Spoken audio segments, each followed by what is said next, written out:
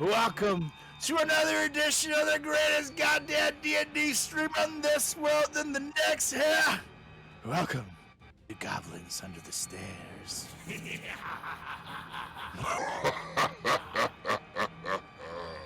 You got Sorak the Destroyer ready to slash and bash his Sunday night away with the most epic wrecking crew of them all.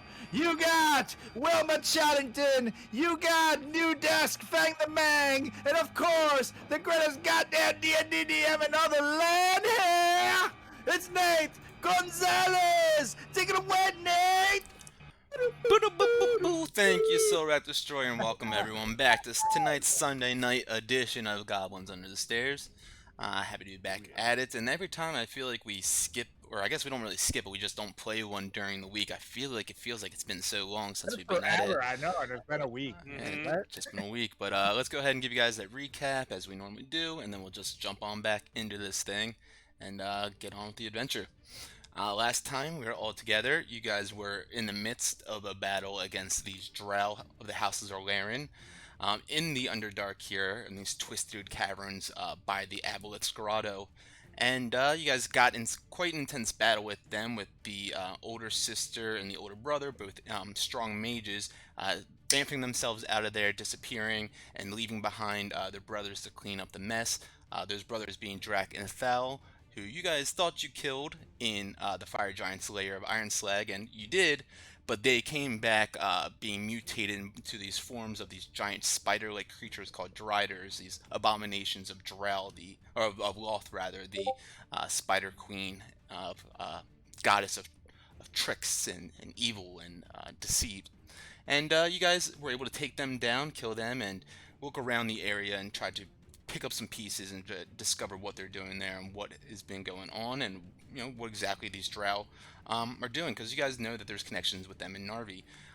Wilma was able to find a journal of the older sister Kiri, and inside of that found a good amount of information. Her handwriting is quite scratchy and hard to decipher, but within that you guys were able to learn more and about what they had been doing, what Narvi's plan was with them, why they were working with Narvi, and of course this to gain Gauntlgrim, the dwarven mithril forge that you guys know Reginald Roundshield was once the king of, and to gain the favor of Loth, and this chaos that would be sown across Faerun with the undead armies and these mindless thralls, in this land of darkness, just turning into this new age. Of course, it would be something that Loth would find very amusing, and so this is why they've been chosen to go on this path. You guys took a little rest in there, decided maybe it's time to move on and look for some of this Zerk wood, so you guys can get enough of this wood to build this chariot per the Kuatoya's request. So you made your way into this forested area with these massive, tall mushrooms that almost go about 40 to 50 feet tall, with some pretty psychedelic looking patterns on the bark and on the caps of the mushrooms themselves.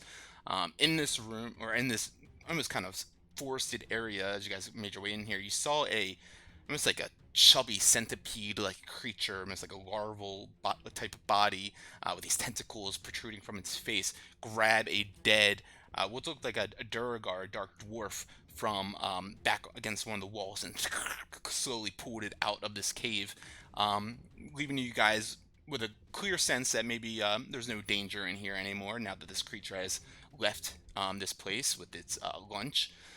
And so Solrak got to slash in on some of these mushrooms to try to chop it down and get you guys some of this wood. Looking around this place, as I mentioned, there's mushrooms growing everywhere, all sorts of different colors and patterns and sizes and heights and different shapes. And they protrude not only from the walls with a kind of like this phosphorescence, like glowing, but also, of course, from the ground and rooted up towards the sky.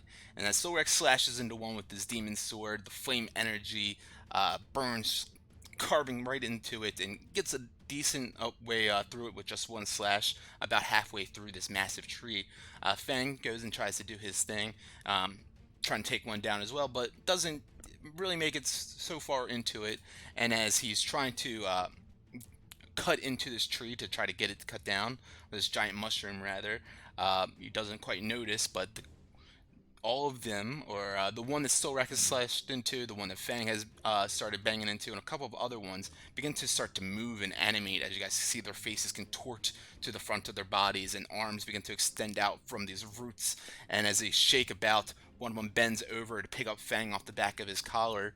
And as he does, he throws him up into the air, saying something along the lines of, "Oh, he's not quite my type typically, but this one shall do."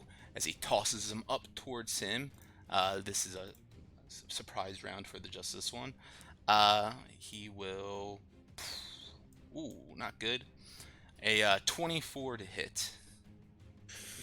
Yeah, that hits. He will toss you up into the air, and you guys watch as Fang goes flying weightlessly for a moment as the body of this tree like mushroom, you see a mouth open wide, a gape, and just chomps Fang down, and Fang disappears as he sees nothing but darkness as he's enveloped inside of this giant mushroom, and you take 15 bludgeoning damage from that. And you are also restrained and blinded. And that is that. Solrak, at the top of the round now, you see this happen. Of course, you have your blade in hand, and you're already cutting into this one. What do you do? You see Fang, of course, get tossed into the air and chomp down. I look up at the one that I've been cutting, and I say, You can still stop this here! Release my friend and I will heal you. and we will take our wood from elsewhere. Perhaps some of these down trees we see. Last warning. I have my blade ready to attack. Go ahead and make a persuasion check.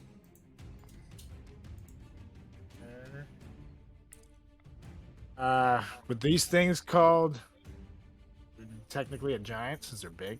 No. It's worth a try. 16. 16. Okay. As you say this, call out to him a bit of a plea for peace in this moment. He looks down at his lower trunk, which is half sliced into from your flaming blade.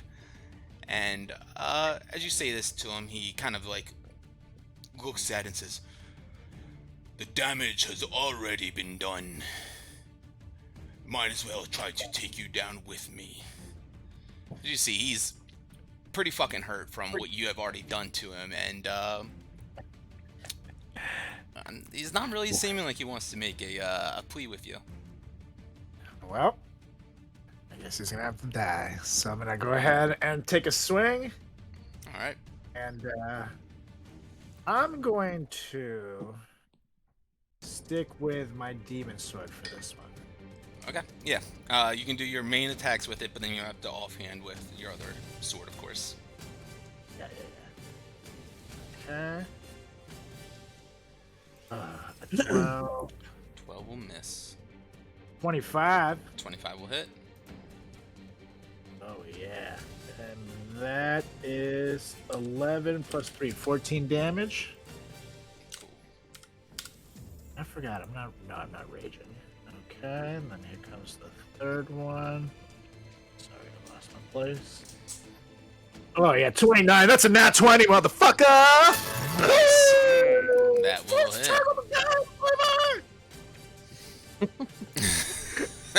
Oh, that feels so good. I don't know why it's doing 2 rolls for the fire damage, but yeah, D&D Beyond was doing something with their dice earlier, so I'm not sure if that's something with it, but you just count. The one is just 1 extra point Yeah, for but- the fire damage. so what's the? It's the D6. Is that what the roll is? The 11, yeah, the 11 that says the demon sword damage one.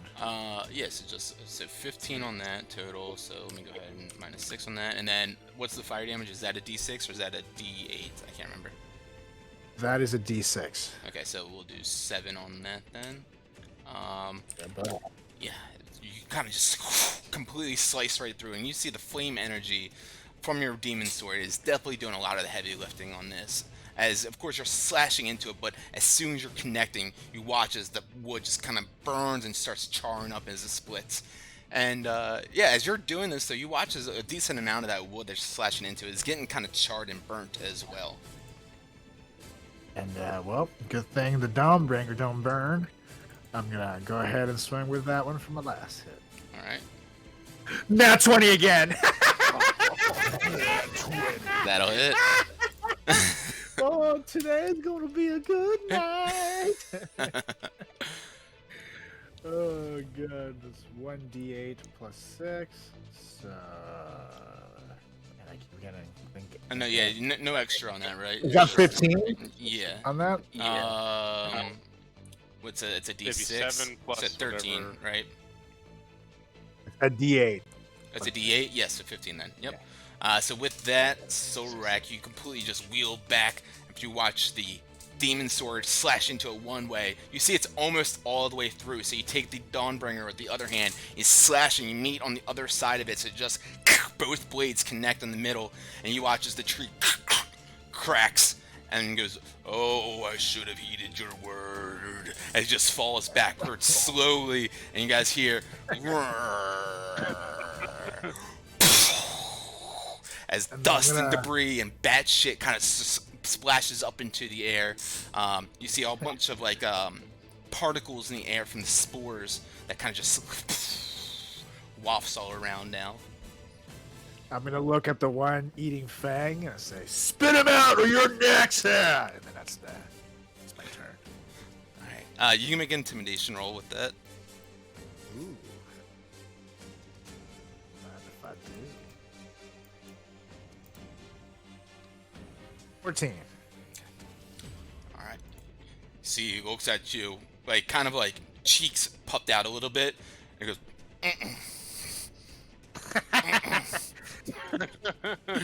and Wilma, you're up. Alright, I am going to join my buddy Soul Rack. Just kind of like hop up. Okay, I just flew away. Got the error again. I got you. Let me print screen that for you, and I can drop it in Discord. Thank you.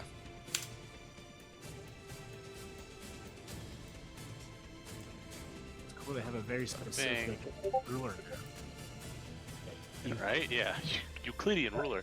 I kind of like hop up on him. There, now. Yeah, so I'm sitting next to him, and because I kind of sense the guy to the north, and I'm just gonna kind of scream out to those two, like, "Are you sure you want to do this?" And then my hands are gonna start glowing, and that's gonna be a level 5 banishment on both of them. Ooh, I get an extra character. cool. And I'm gonna like ready that action, and if they make any non-friendly move, I'm gonna cast banishment on both of them. Okay. So Damn, let that's me cold. do something real quick. So cold. Oh, that's so cold.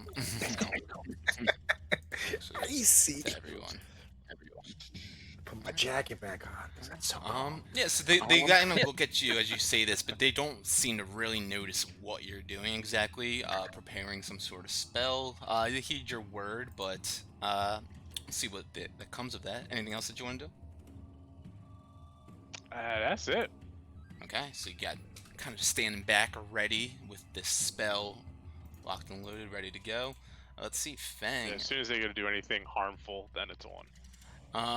Fang, you're inside of this creature's mouth, and you feel him start to like swish you around inside of his cheeks back and forth, and he's going to try to chomp down on you as you see for a brief moment a flash of light as his mouth opens up and then goes and tries to chomp on you again. Let's see, this is a D10 or plus 10. Oh yeah, and you feel this liquid inside of his mouth kind of splash you around and burns your flesh a little bit, but you're able to find that stillness of mind and of course not take any of this poison damage from inside of this creature. You lucky motherfucker. But yeah, so a 22 to hit, I'm assuming does hit you. Actually, That's right. you are. Yeah, actually, I get advantage on this. You're restrained. 24, same thing. You will take 22 points of damage on that as he chomps down on you once, and he begins to swish you around again. You could just go swimming back and forth inside of his mouth, and he's gonna try to do it again. 19. Ooh. Yeah, just slip out of his teeth. Yeah, just right in between a crevice in there, and do not seem to get chomped down on that one. As He's got one set of gap teeth. yeah, you found that gap. These mushrooms derive from Britain.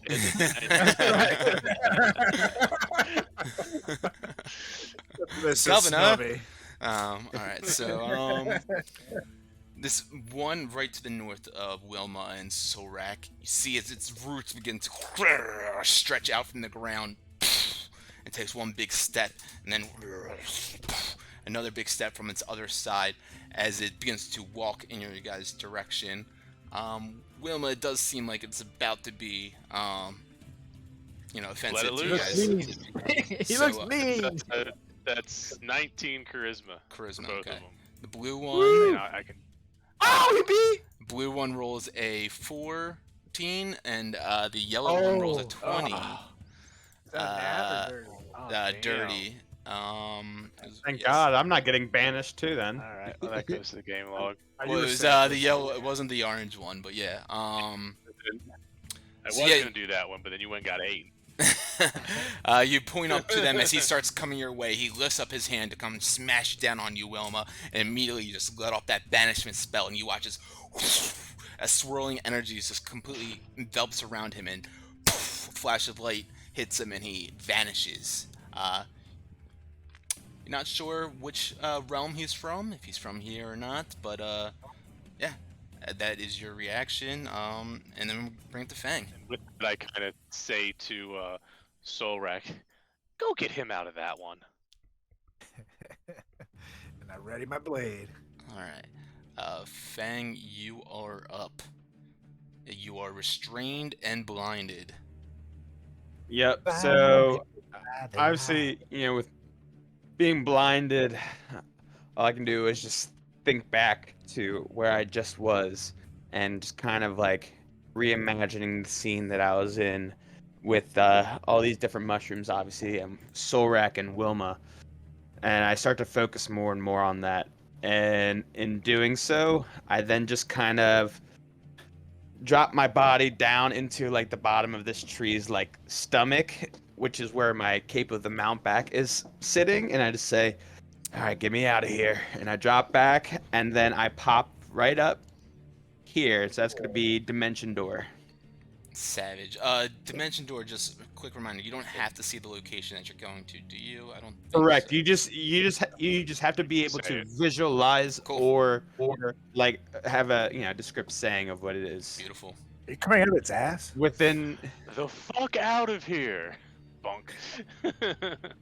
And I kind of just plop out. I'm like, just brush myself off. I didn't Ace like that. Ventura out of the rhino.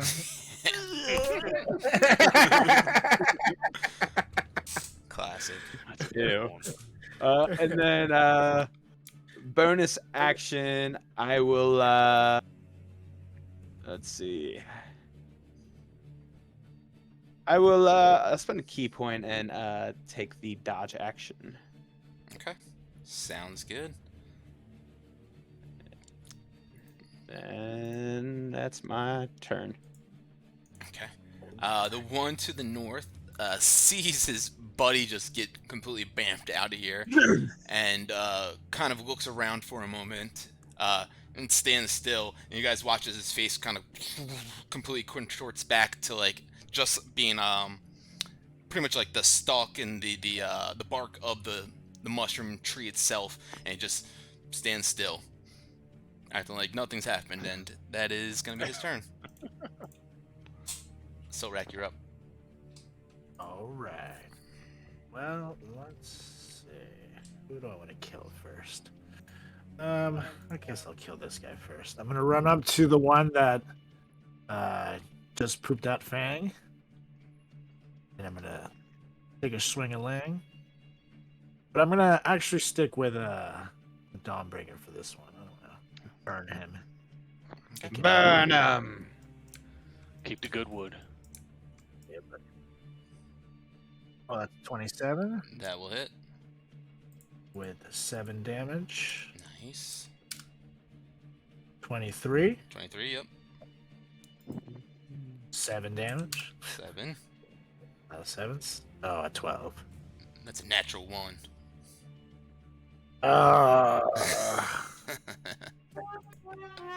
That's right. Do it. I have to do it. Or else I'll do it. Demon Sword, 14. 14 will miss. Okay. And that is that. And Sorak comes up running up, takes a couple slashes into him with the Dawnbringer, and chips away a decent amount. But you're noticing that the Dawnbringer definitely isn't doing nearly as much work and damage as the Demon Sword was previously. As that flame energy definitely seems to help out a lot. Wilma, what do you got?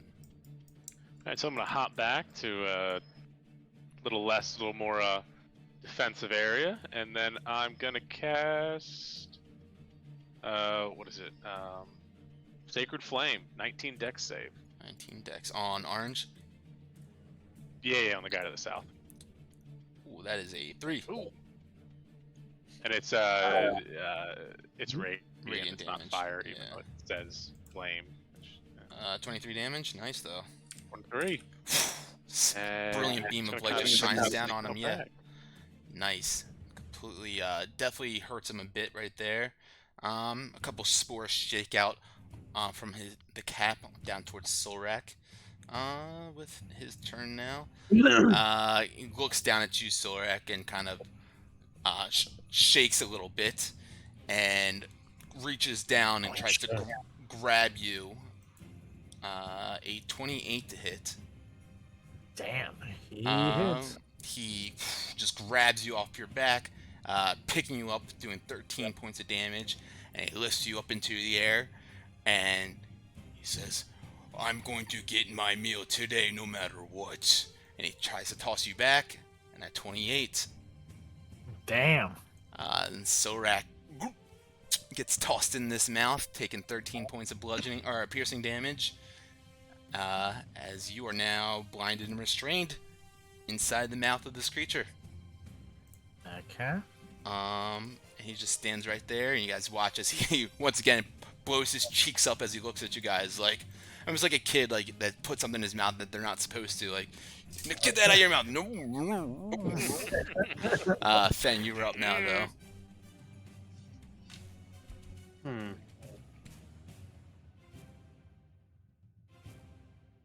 Okay.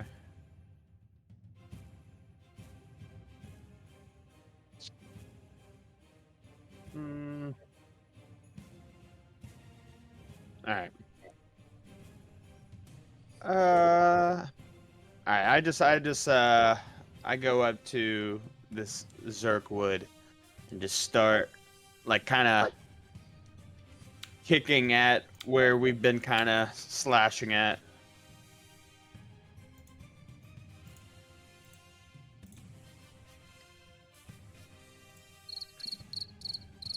$18. 18 will hit. Someone had to do it. I was fucking around. Well, I was gonna. I had it up save and but ready there's for nothing I can do. anything. 18 hits. Thank you. 11 damage.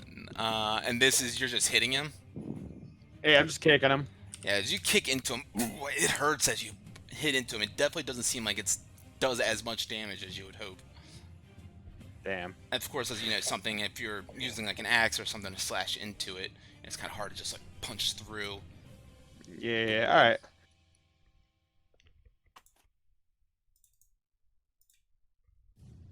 If I recall, I had my adamantine sword in my hand. Yeah, you did use that last time, I think. So I will go and slash with that. Cool. Let me... Would it be the same modifier or is it different? As an unarmed strike, it'd probably be the same. Oh, no, it's +9. So here. Oh yeah, because you have 16? the dragon thing. 16 just hits. All right. No, I don't have that. Solrek has this dragon disintegrator. No, 10 the damage. dragon emblem that makes all of your guys' unarmed strikes have +1 and magic. Okay. Yep, 10 damage. Cool. All right. Bonus action. Definitely actually slice into it with that one. Yeah. Ooh, 21. Nice, yeah, 21 hits. Get him, Fang. And I'll do I add a little bit more oomph on that one as that's a stunning strike. Cool. So they gotta make a con saving throw DC 17. Alright, go ahead and roll that damage real quick. and I'll do Yeah. 11 damage. 11. Hit the right button. There we go. Alright, con save 17. Yep. That is a 23. Damn. I see that. Fucking A. Jesus Christ! What the fuck? That's my He turn. wants to eat me. Con ripping. He's hungry, man. That's right. The one up at the top. Yeah, Fang, you're focused down at the one on the bottom. Solrak, you're swallowed in his mouth currently. Wilma, you peek back around the corner and you see he's just kind of still standing there, but slowly looks like he goes to reach down to grab a rock down by his side. And as he does that, he goes and throws it at Fang. Let me see. Let me just make sure that that's not too far. Just the perfect amount of distance. Maybe goes and throws a rock up at you. Close. It was a 2.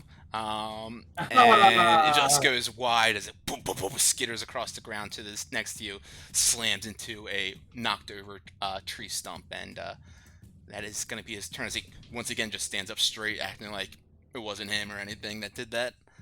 So Solrak, you're up. You're restrained and blinded. You can attack while you're in his mouth. They just would have disadvantage. That's fine by me, boys, because at this point I say fuck protecting this wood. I'm getting the hell out of here, and I'm going to use Demon Sword to char this motherfucker's mouth off. Nice. Go for it. You said disadvantage. Yep. Roll.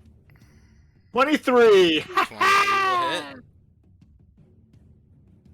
That is 5 and 6. 11. It's funny, you rolled 2 14s. How much total was so? It was 5 slashing, 6 fire? Is that what I'm seeing? Sure. Cool. What's that 1 extra? I don't know. It keeps the VTT keeps adding like some random. Okay, I'll let them know that. Alright, so that is. Alright, go ahead and slash another if you want.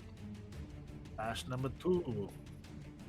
Oh wait, that is without. That's just the regular. That hits. Oh, it's a 10. Because disadvantage. Oh, it's a 10 with disadvantage. Okay.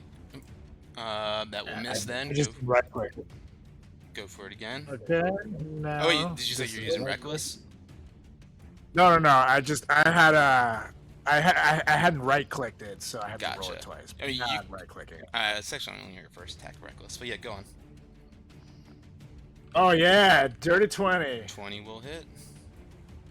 Buddy.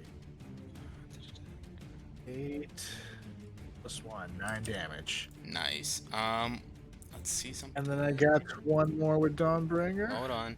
As you slash into his mouth a few times, you miss one of them, but on that last one, you pierce right up into the upper part of his mouth on the roof of it, and he goes, ah! And kind of opens up his mouth and goes like, starts moving back and forth, side to side, and you feel as that liquid inside of his mouth.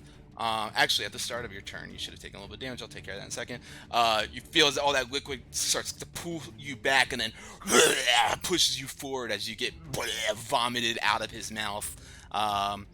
You are going to take, as you're about 30 feet up in the air, you take 8 points of bludgeoning damage on your way down, and you also take 10 points of poison damage Actually, I'll roll that. That was the average. 16 points of poison.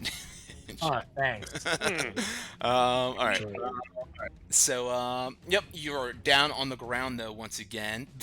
Wait, I have advantage against poison. Does that do anything for me? Are you resistant to poison? I think you are. Yeah. So go ahead. You take half damage on I that am one then. resistant to poison. So Yep. 8. 8 damage on that one. Yeah, buddy. Ooh. Down on the ground, he's looking. He's like smacking his mouth left and right after like he just ate a Carolina Reaper or something. And yeah, as you're down, you are prone. So we'll take half your movement to stand up. But it's not a thing because you're right next to him. If you want to take another hit. Yeah, buddy. Dawnbringer time. 28. That will hit.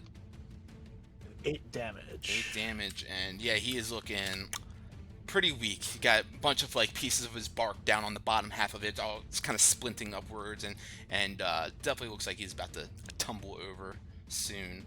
I'm gonna go ahead. Actually, never mind. That's fine. That's fine. End turn. Cool. Wilma. Get him, Wilma. So I'm gonna go out to here. I'm gonna look up to the one on the north, and I'm gonna go, "That's your warning." And then I'm gonna turn around to the other one, Sacred Flame. Dex. 19 Dex. That's an 8. Another 11 damage on him. You guys watch as Wilma kind of scolds the one to the north and turns around and shows him why, because she completely engulfs it with this radiant light and watches as it kind of like begins to shrivel up right there, and completely just starts waving back and forth side to side. And Fang, roll a d4. Go fall on you. Oh no! 1 is north. 3. So that's all right. So you guys watch as it starts leaning one way, then to the other way, and then the other way, and its eyes roll back in its head, and it falls backwards away from you guys. Woo. And Look at Fang and I say, good work. and Remember, I can bend the air, you know. Wilma, anything else that you wanted to do? I'm gonna tuck back around so he can't hit me with a rock. All right. Fang, you were up. That one in front of you has been destroyed. Yeah. The one to the north seems like he's trying to play Scarecrow right now. You're not fooling anyone, as that is within my range because I can run so far, God damn. I'm not so moving. far Isn't that away. That's so far. Yep, and then with my adamantine sword, bam, 18. 18 hits. That's kablamo. 11. Another sword. Oh. Do the damn or do the to hit roll first. Or was that it to hit? Yeah, I thought so. I don't Yeah, Oh, yeah, yeah, it plus was. 9. Yeah, and that misses. Yeah. Damn. All right. Bonus action. Another one. Whoa. Why did that one give me a roll? I 25. don't think you can do a third swing with a weapon. I think you'd have to do an unarmed strike or a flurry of blows. Yeah. All right, I'll give him a nice kick. Yep. 22. 22 hits. Oh yeah, 9 damage. Give him a kick and you hit your shin. Ah, fuck. And you watch just a little bit of the wood kind of like splint, like just a small spray of wood pops out, but nothing too crazy. Definitely standing strong still. Anything else? I just moved 5 feet back. All right. As you move away, Oh, I he can. looks back down at you, and he kind of creaks over and lets out a big sigh as he starts to grab you on the back of your shirt. That's a natural 20. Jesus. Let's see how it goes. I'm just gonna roll Damn, this instead of everybody's doing getting max. That's 33 points of damage.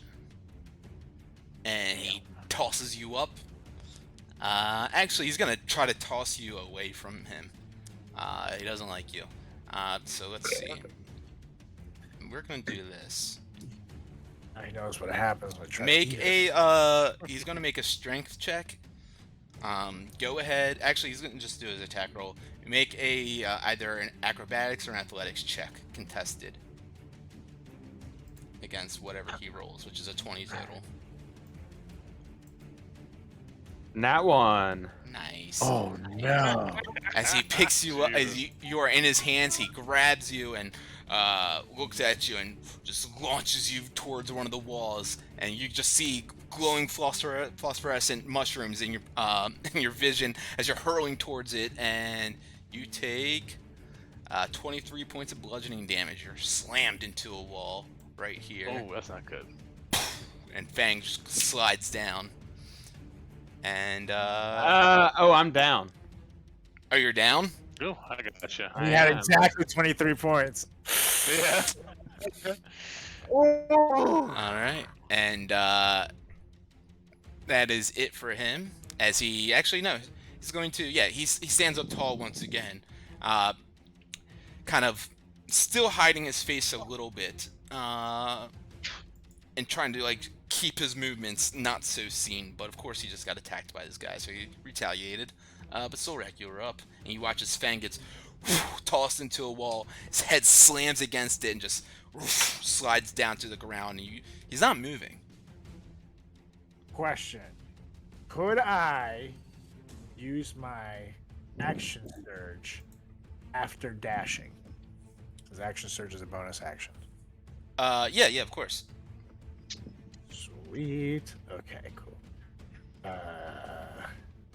Yeah, I'm gonna go ahead and dash over to look at Fang. Fang! Look at the trees, and no one kills the bald guy except me! And then I'm gonna charge. I'm gonna dash over. And then I'm gonna use my action surge. So I get 3 slashes. Hell yeah. Again, I don't give a fuck about preserving this piece of shit. Demon sword time. Ooh, a 10. Was that nat 1? 29, not 20. Oh, both ends of the spectrum. Nice. There you go. That's your third nat 20 against them, I think. Yeah, buddy. So, So that's that would 14. be a D8, yep. Plus my No, 16, 5 right, damage, plus 2. unfortunately. 2, so 18. Cool. And here comes another one. 25. 25 hits. That's 12 damage plus 3. 15 damage. Nice. Nice carve into that one. You slash into it. You're about halfway through the bottom of it, the trunk of its body right now, and it's starting to lean a little bit. But it looks down at you as its face becomes more apparent once more. His eyes get wide as his arms stretch out, and you see roots kind of extending out towards you like tentacles. Wilma, you're up. So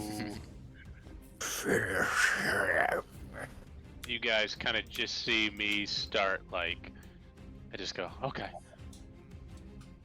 And I just start running, and you see like my feet are glowing a little bit. It's kind of odd.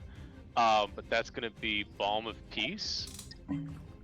So Channel Divinity, Balm of Peace. That's 2d6 plus 4. That's gonna be 8.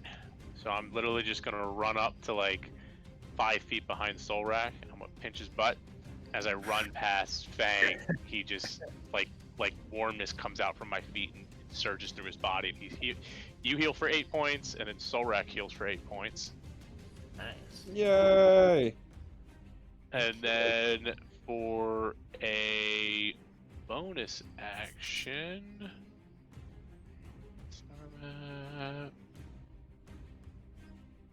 yeah, and then as a bonus action, you see me just turn around and I jump right back to where I was for a rabbit hop. Love it. Boing! Just hop over Fang's head, land Yeah. back on the ground. I love that. Yeah, Fang, That's it. You feel this gentle touch from Wilma as she runs on by and just lends you a little bit of healing energy. Your eyes blink and open up. Lying down on the ground with your back against the glowing mushrooms on the wall, you see the giant mushroom Zerkwood tree hawking over Solrak. What do you do? Yeah, so I'm laying down and I feel as if my body's regained its consciousness. And I know exactly who I'm going after.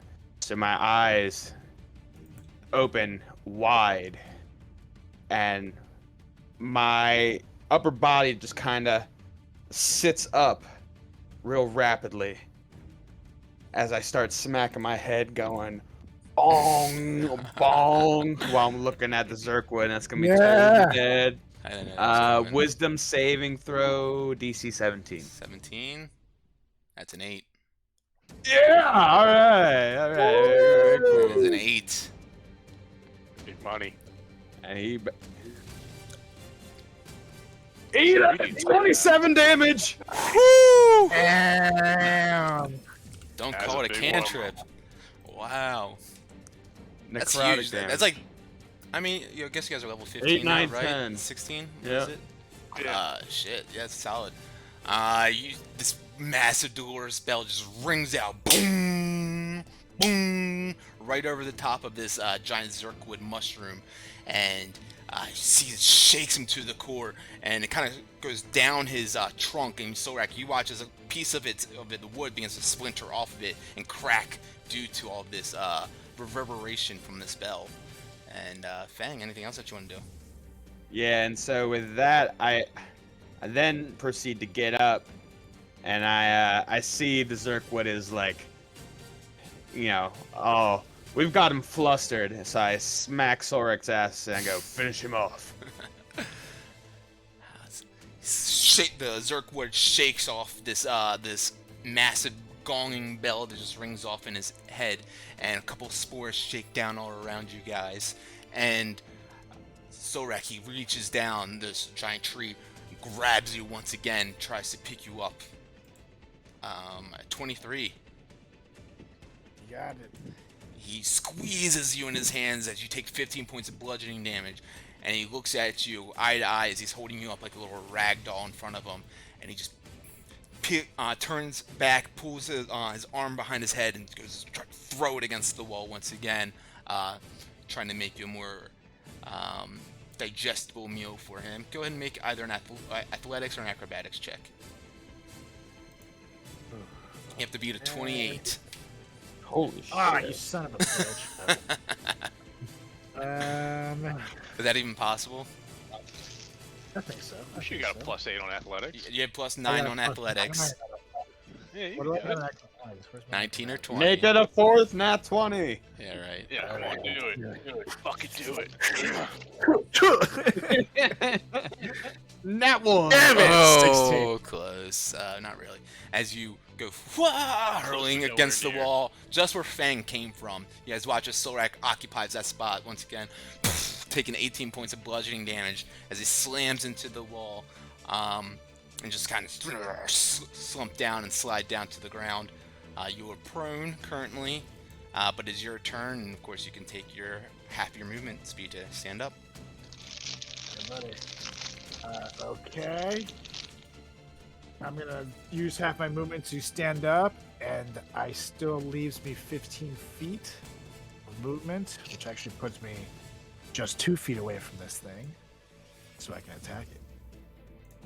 And I'm gonna you're gonna see me like Jazz from the Fresh Prince of Bel-Air when he gets thrown out of the house. Like, ah! That's great. Then I'm gonna smash the wall, and then I'm gonna get up. Like, ugh. Pretty hurt right now, but I'm gonna stand up and just remember both of them patted my butt. That's the ultimate tribalism symbol of love. And then I'm gonna charge at this guy again.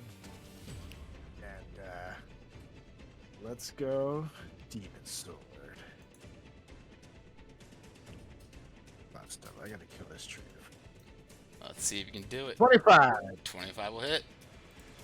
And that's 12 plus 3, 15 damage. 18. 18 will hit. Yeah, buddy. And you see, you with this one, you are pretty much lining it up for one last massive slash to crack through the last part of this. And as you do with this hit, how does this go tumbling down?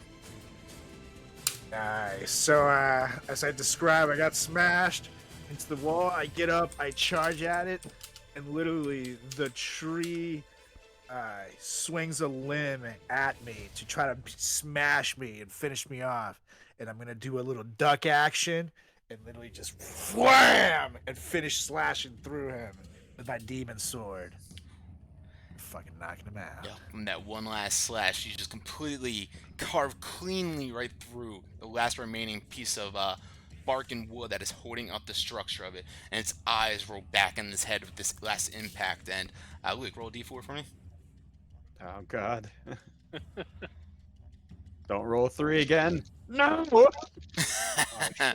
And you guys see as this massive Zerkwood tree starts to lean towards you guys, and I need both of you guys to make a dex saving throw as it begins to fall down.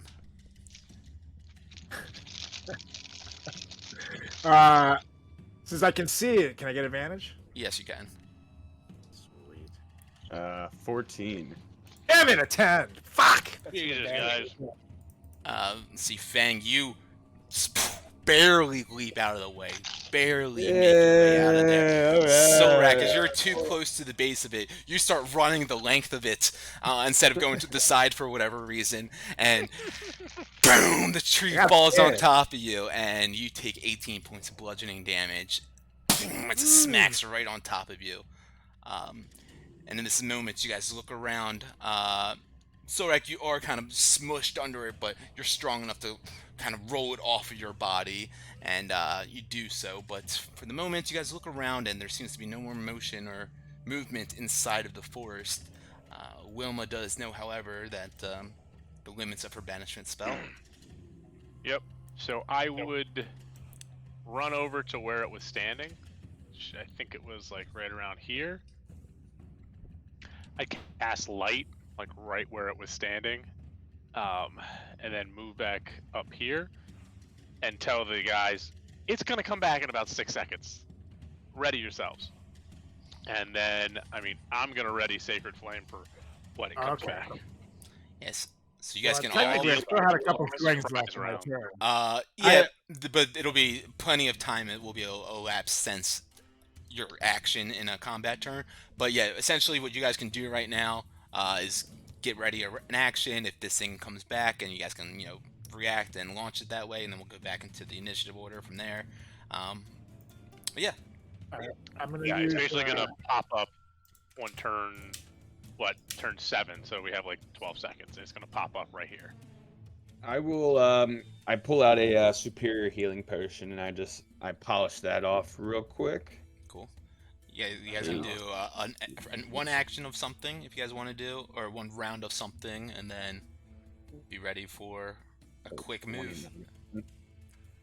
I'm gonna use a healing potion as well. I'll do a greater healing potion. All right. So 4d4 plus 4 and 2. Yeah, I'm just readying Sacred Flame. 9 plus 4, so that's 15. Oh, no, 13, sorry. Get 13 back.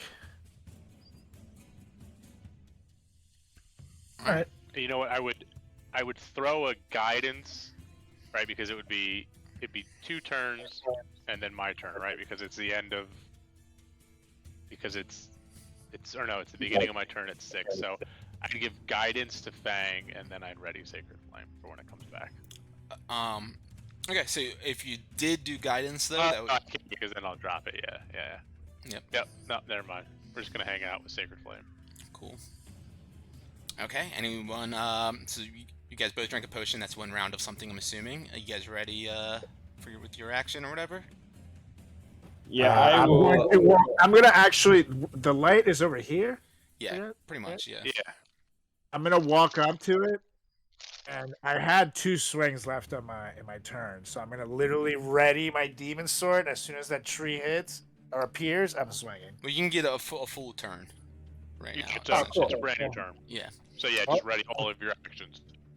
I'll swing. and- I'll swing an attack as soon as I see it. And Fang, what are you readying? Have we already inflicted damage to this Zerkwood? I don't think so. No. Okay. All right. Yeah, I'm also gonna ready Sacred Flame. Cool. Wilma feels the last bits of seconds tethered to this banishment spell begin to snap as quickly this light shines once again in this area and right back in the space right where it was originally. This massive Zerkwood mushroom tree, animated of sorts, begins to have to try to dodge out of the way of all these attacks. So Sacred Flame does not know it's Beat coming. 19 decks. That Mine's is a a 17 fail. deck. Okay. That is another fail, and Solrax hits. So let's see. Let me take your guys' damage first. That's 8 damage from Wilma, and Fang is 13, so 21 damage total. Solrak, you swing once with a 19 or the 12. That's gonna miss, unfortunately. And then I'm Do gonna. you get swing advantage because it doesn't know it's coming, or Sure.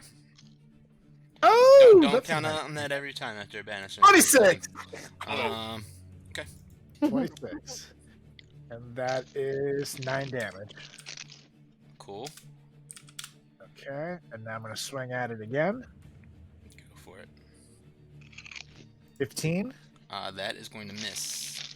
That was with Okay. advantage. Actually, no. That it knows it's coming in now. First one's good on advantage. We'll go for it. All right, and then comes the third. 16. That just hits. Yeah, buddy. And that's 9 damage. Sorry. Okay. Just do the math. Cool. And a Dawnbringer. 18 with 14 damage. There you go. There we go. Indeed. These left, right slashes, sacred flames is raining down on him. Solrak, it is actually now your actual turn. Oh, fuck yeah. Yes. Well, Actually, no, Here I'm we go sorry. So again. that actually happened. I'm sorry. That happens at the end of Wilma's turn, right? The guidance or the. Yeah. Okay, I'm sorry. It's going to be its turn now. My apologies. It's going to reach down after taking these attacks and try to get you, Solrak. That's a 27. God damn it. Got He me. picks you up and squeezes you in his massive woody hand. Takes 12 bludgeoning damage with this, and he's kind of looks around, sees all of his brethren chopped down to the ground, and with this rage, he takes you and goes and tries to slam you against the wall once again. You make an athletics or acrobatics check contested against this. You need to beat a 20. God damn it. As you gets tossed into another wall, taking 19 more bludgeoning damage. Boom! Slam! Immediately, like the one that's just like 10, 15 away from you, and it hurts on this impact. And Fang, you were up. Yep. Let's see.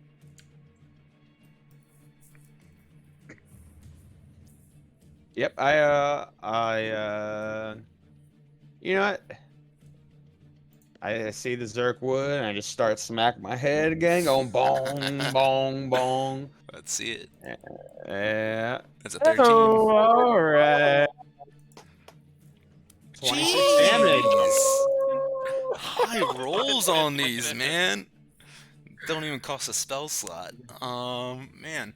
Maybe this thing. I think it's now my favorite cantrip.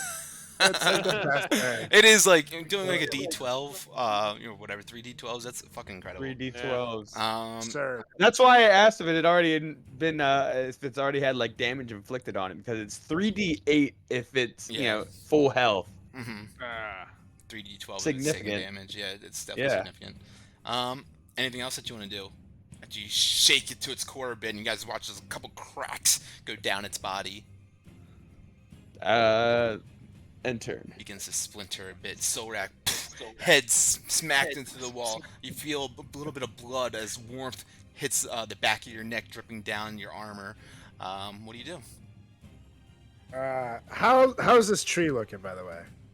With this last Toll of the Dead, you guys can definitely see like it is splitting down at the core of its body, and like as if like lightning just struck it. All right, so it smashes me against the wall, and I'm really hurting. But I'm like down for a second, and I pick myself up to one knee. Take a couple deep breaths.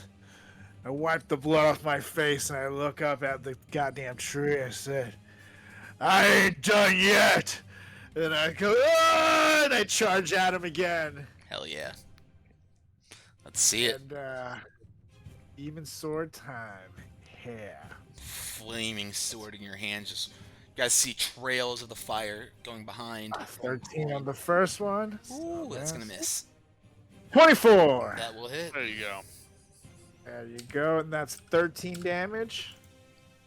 Oh yeah, with this slash, you cut into its body, hitting one of these fractures where the Toll of the Dead is formed, and you cut right into it, and your blade is it's like stuck in there now at a point where you know if you just hit it one last time, this thing is gone. Alright. A 10, but Dombringer. Let's see if Dawnbringer can do it. 26. That Yeah, is- buddy. Alright, and how does Solrak do it on this one? And then, like I said, I'm charging at this thing. The sword is stuck through. The demon sword is stuck in there. Mhm. And then literally, I just, like you said before, I used the Dawnbringer. Just slash and help push through it. Fuck yeah. And literally, the demon sword just, like, fillets through this thing and just comes out the other end. Beautiful. And you guys watch as it begins to sway once again, all too familiar sway that you guys have seen from all the other trees so far. And Fang, I need you to roll a d4. Oh god. Don't kill me, Fang. Oh. Let's go. Uh-oh. As the tree I begins hope to it's not west. sway left and right towards Solrak and away from Solrak after this this massive swing into him. It begins to lean in your way, Solrak. And then Fang, he holds up his hand, and you guys watch as a little blast of air shoots out, and the tree falls backward, begins to fall backwards instead, and slams into the wall to the east instead. And again, I drop down to one knee because I'm fucking hurt. I look up to the sky. Thank the gods. Oh man! And with that, silence just fills the forest in here after the last echoes of that tree hitting the ground just reverberates in here. And with that, no other enemies seemingly in your area. What do you guys do? Let's get Time to this get some wood. wood. Get the hell out of here. If you don't mind, I might need a 10-minute break before I can do anything. What the fuck, man? This has been exhausting. I kind of look at almost dead Solrak and really hurt Fang, and I just kind of like dust off my rabbit feet and just kind of start hopping around. Just real happy, real, wondering what the big deal was. I noticed they're both kind of slimy and a little gooky, and my fur is still nice and crisp. It's good. Yeah, very nice. Must be a nice world. All right, Not a bad let's get some of this Zerkwood in our bag of holding, and then guess take a quick little siesta and get back to the Kotoyo. Yeah, maybe the Kotoa can kind of watch over us while we take a nice longer rest while they put their thing together. God, Good idea. some rest sounds great right now. So, and I just go to the trees we killed, and I start taking the sagittal pieces, and putting them in my bag of holding, as much as I could. Cool. So you're gonna start like slicing up pieces of it or whatever. Or you're taking like a whole log and like Looney Tunes style, like putting it inside of like a bag. I'm gonna Looney Tune it. Mary Poppins. Yeah. Yeah, as you like pick it up and everything, as I mentioned, as you guys walked in here, on the bark itself, you see like some sorts of like patterns and intricate like kind of like designs that kind of like weave throughout it. But as you look at the bisection, like the actual sliced wood, the cross section of it, you see it is like beautiful the way the organic kind of geometric patterns that are formed in this, uh, almost like as if you're looking at like the spirals of Saturn and Jupiter in the night sky or something like that, like swirling around the sun in this beautiful pattern. It's almost mesmerizing as you guys look at it. And Fang, you have a little bit of knowledge of mycology and mushrooms. And you know that the Zerk woods, as you look at it, and some of the spores that were dropping on you guys, of course, they didn't affect you guys in a negative kind of capacity because these spores are kind of, they're almost like grain-like, and you know them to be edible spores that you could certainly harvest from these plants if you'd like. Yeah, most definitely. I will. I guess the whatever spores I see just kind of sitting around on the floor here. Yeah, I begin to kind of pick up and collect and put with the rest of my rations, so to say. I'll be right back. Go ahead and make a yeah. Go ahead and make either a survival or a I think survival would be right for this. I was gonna say nature would be the other one, but Ooh, 23. 23, nice. Go ahead and roll 4d4s. What am I seeing? 9. 9. You go around and start collecting some of these spores from some of the Zerkwoods that seem to have dropped in this battle and just over time. And some of it looks like it's not the healthiest, not the best to eat, probably, but you do collect a nice, decent amount of healthy stuff that, the size of them is pretty large, and altogether you get like 13 pounds worth of edible spores. Holy shit. Yeah, like I said, they're like grain-like in, to compare them to something, but, yeah, you get a decent amount worth. Make some mushroom bread. Yeah, let me add that to my inventory. Yeah, you would know that, like, yeah, you can definitely, obviously, bake or make foods with this, but not only that, the wood itself, of course, why you guys are here, is it's used for lumber a lot of times in the Underdark, and to make furniture and containers and bridges and rafts and all sorts of things that craftsmen can do. Especially, I was going to say, the beautiful patterns in the wood, Fang would know, catch a pretty penny from craftsmen and woodworkers.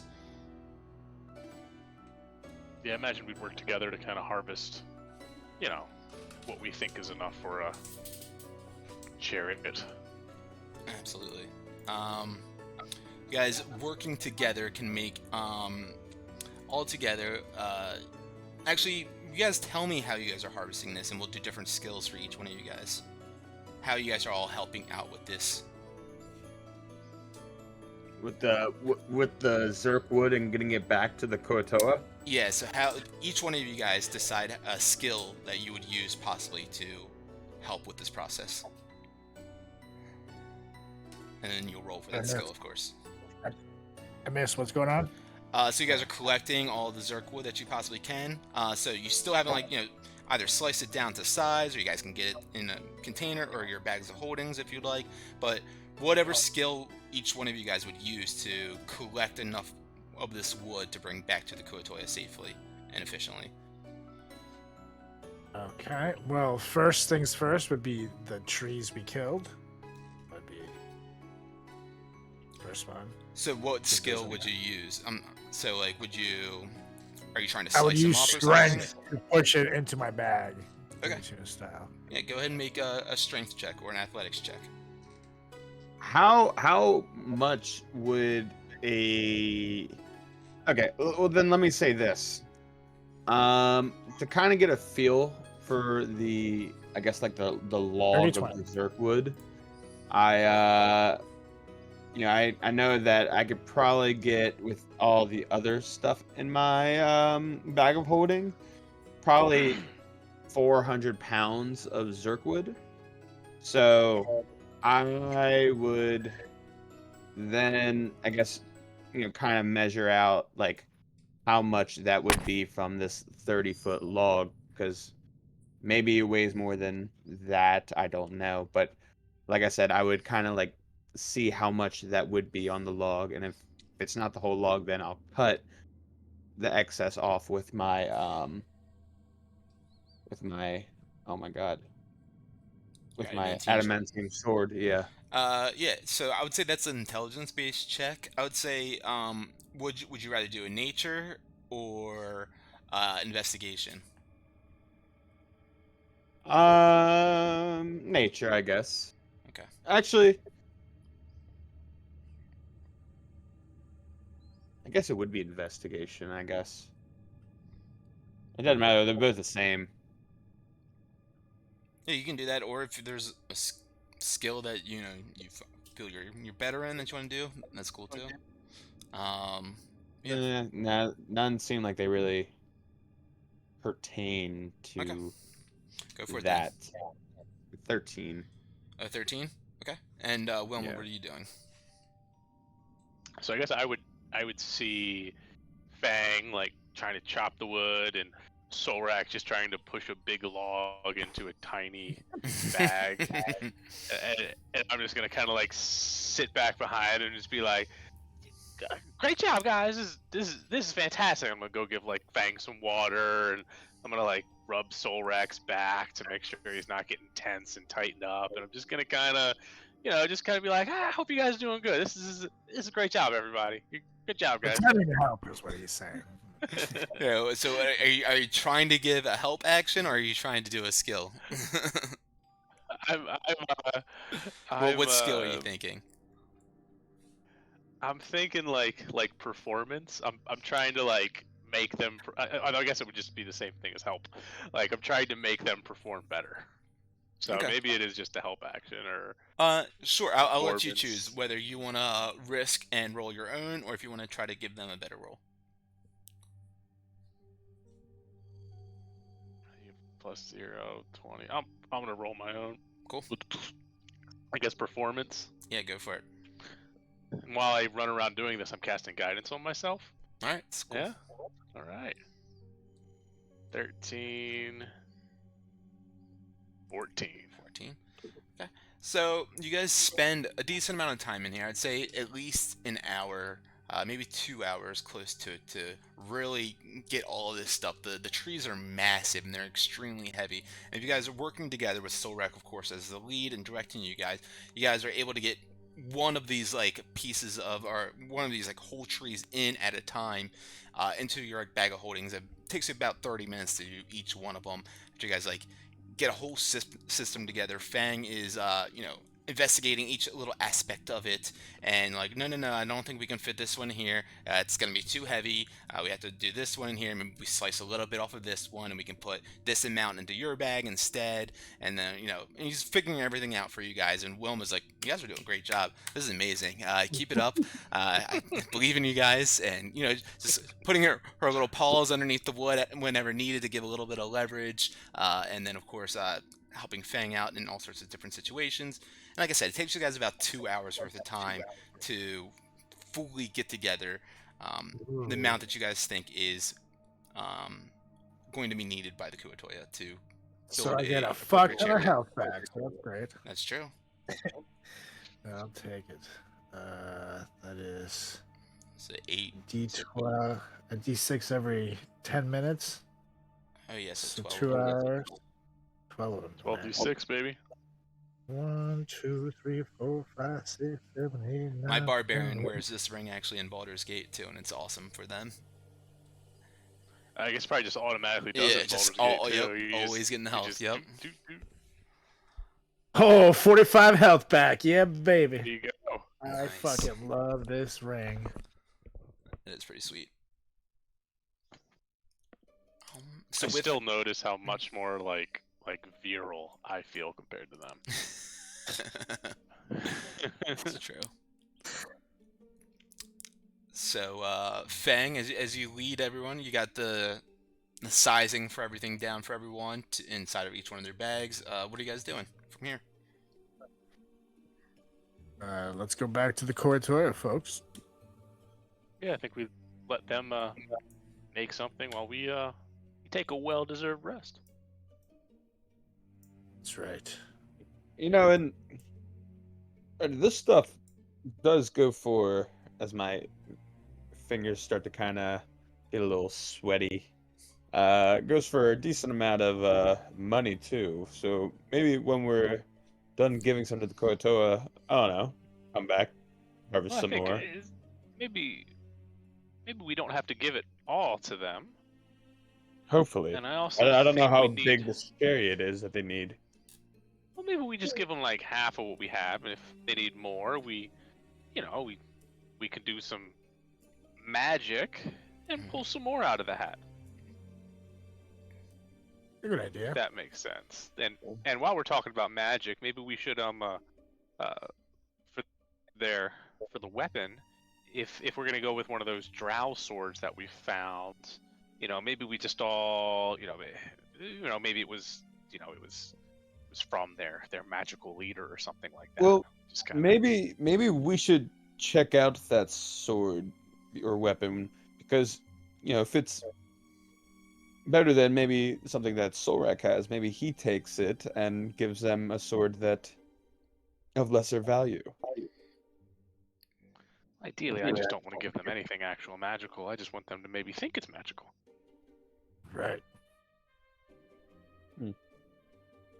But I mean, if it is better than something you have, Solrak, that'd be worth taking a look. I don't know. We do have I mean, in my bag of holding from Narvi's cave, I do have this bronze staff with the goat's head on it.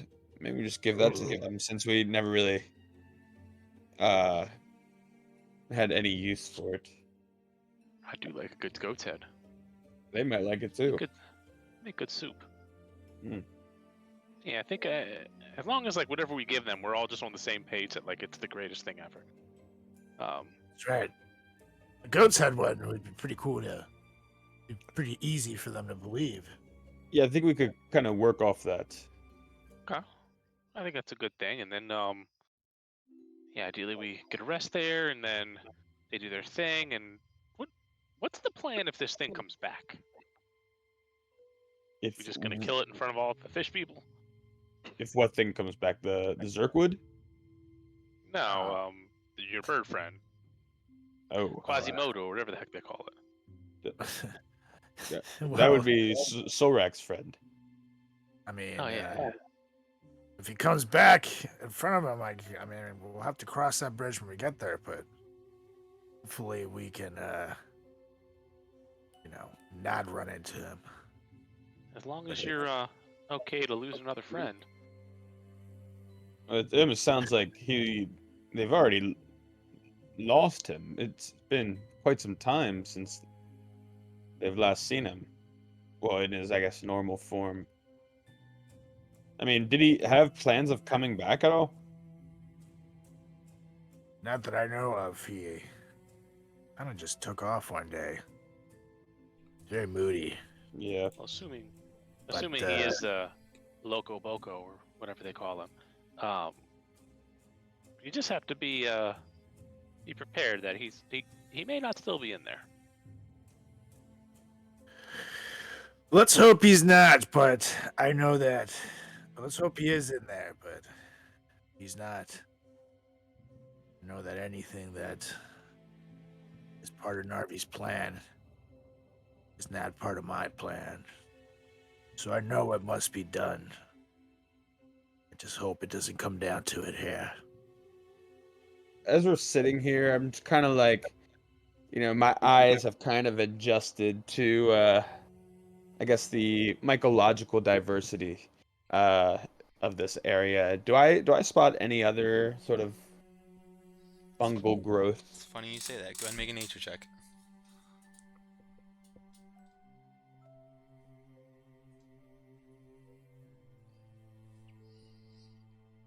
16. 16.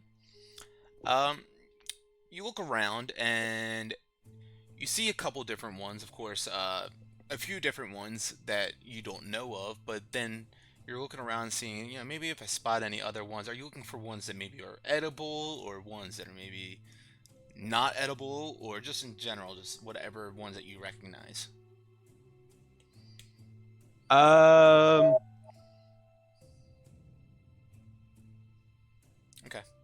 Was that just no? That was to everyone, I think. Yeah, Jeffrey read that. You can whisper, right, to the DM. No, not. I mean, in the That's game him log. whispering. Toxic. In the game log, Toxic. there's an option to do that. Did you know that, Luke? If you click like on my name or whatever, you can whisper to DM like in the player thing. Or whenever I whisper, There we guys, go. no one. Oh wait, did that work or did that send it? No. No, I that think wasn't to us again. Did you click on the whisper thing in the player tab? Luke, I clicked on I just want to the know if you're top doing the right button of the. So it says everyone, and then I click the drop down bar, and it No, not says that self one. The player, or the DM. player, no, the player icon on the top, Oh yeah. and then shouldn't there like a whisper to DM button or whisper next to the DM? Oh yeah. There you go. I've tried to get you guys to use that a million times. Funny, but- because there's two. There's DM and Well, the The DM is what you want to use. DM is my character one that I use for the stream, so people can see a character's side. It is slightly different. There we go. I Oh, see word. Carlos's. Yeah. And Luke, yours went to the player one.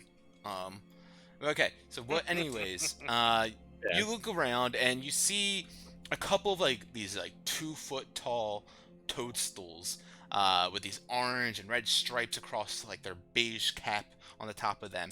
And you would know with these ones that if you were to uproot or destroy it, because these ones they have a nickname. They're called Tim Mask, but they're called the Devil's Mushroom. As a little side lingo kind of thing. What are you guys whispering to yourselves over there? I see little things popping up. And You created a monster. good, I'm glad. Finally. I only took 126 games. Nothing useful, of course, but Yeah. there's whispers going on. You would know that if you were to uproot or destroy this mushroom in any kind of capacity, that the spores that would be let loose from this and expelled in this area are extremely poisonous. And in such a capacity that, actually, I'm going to whisper this to you so that no one else knows. I like this. Yeah. Real sneaky.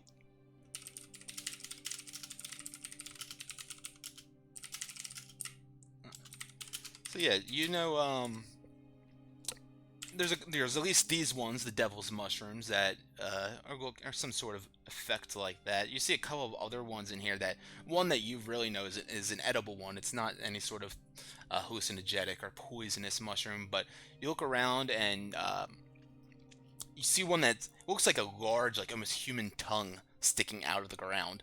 It's kind of thick and almost like tubular, and it kind of goes up into this like rounded top at the end of it. And although this one is an edible mushroom, you know that it really has like no real nutritional value to it.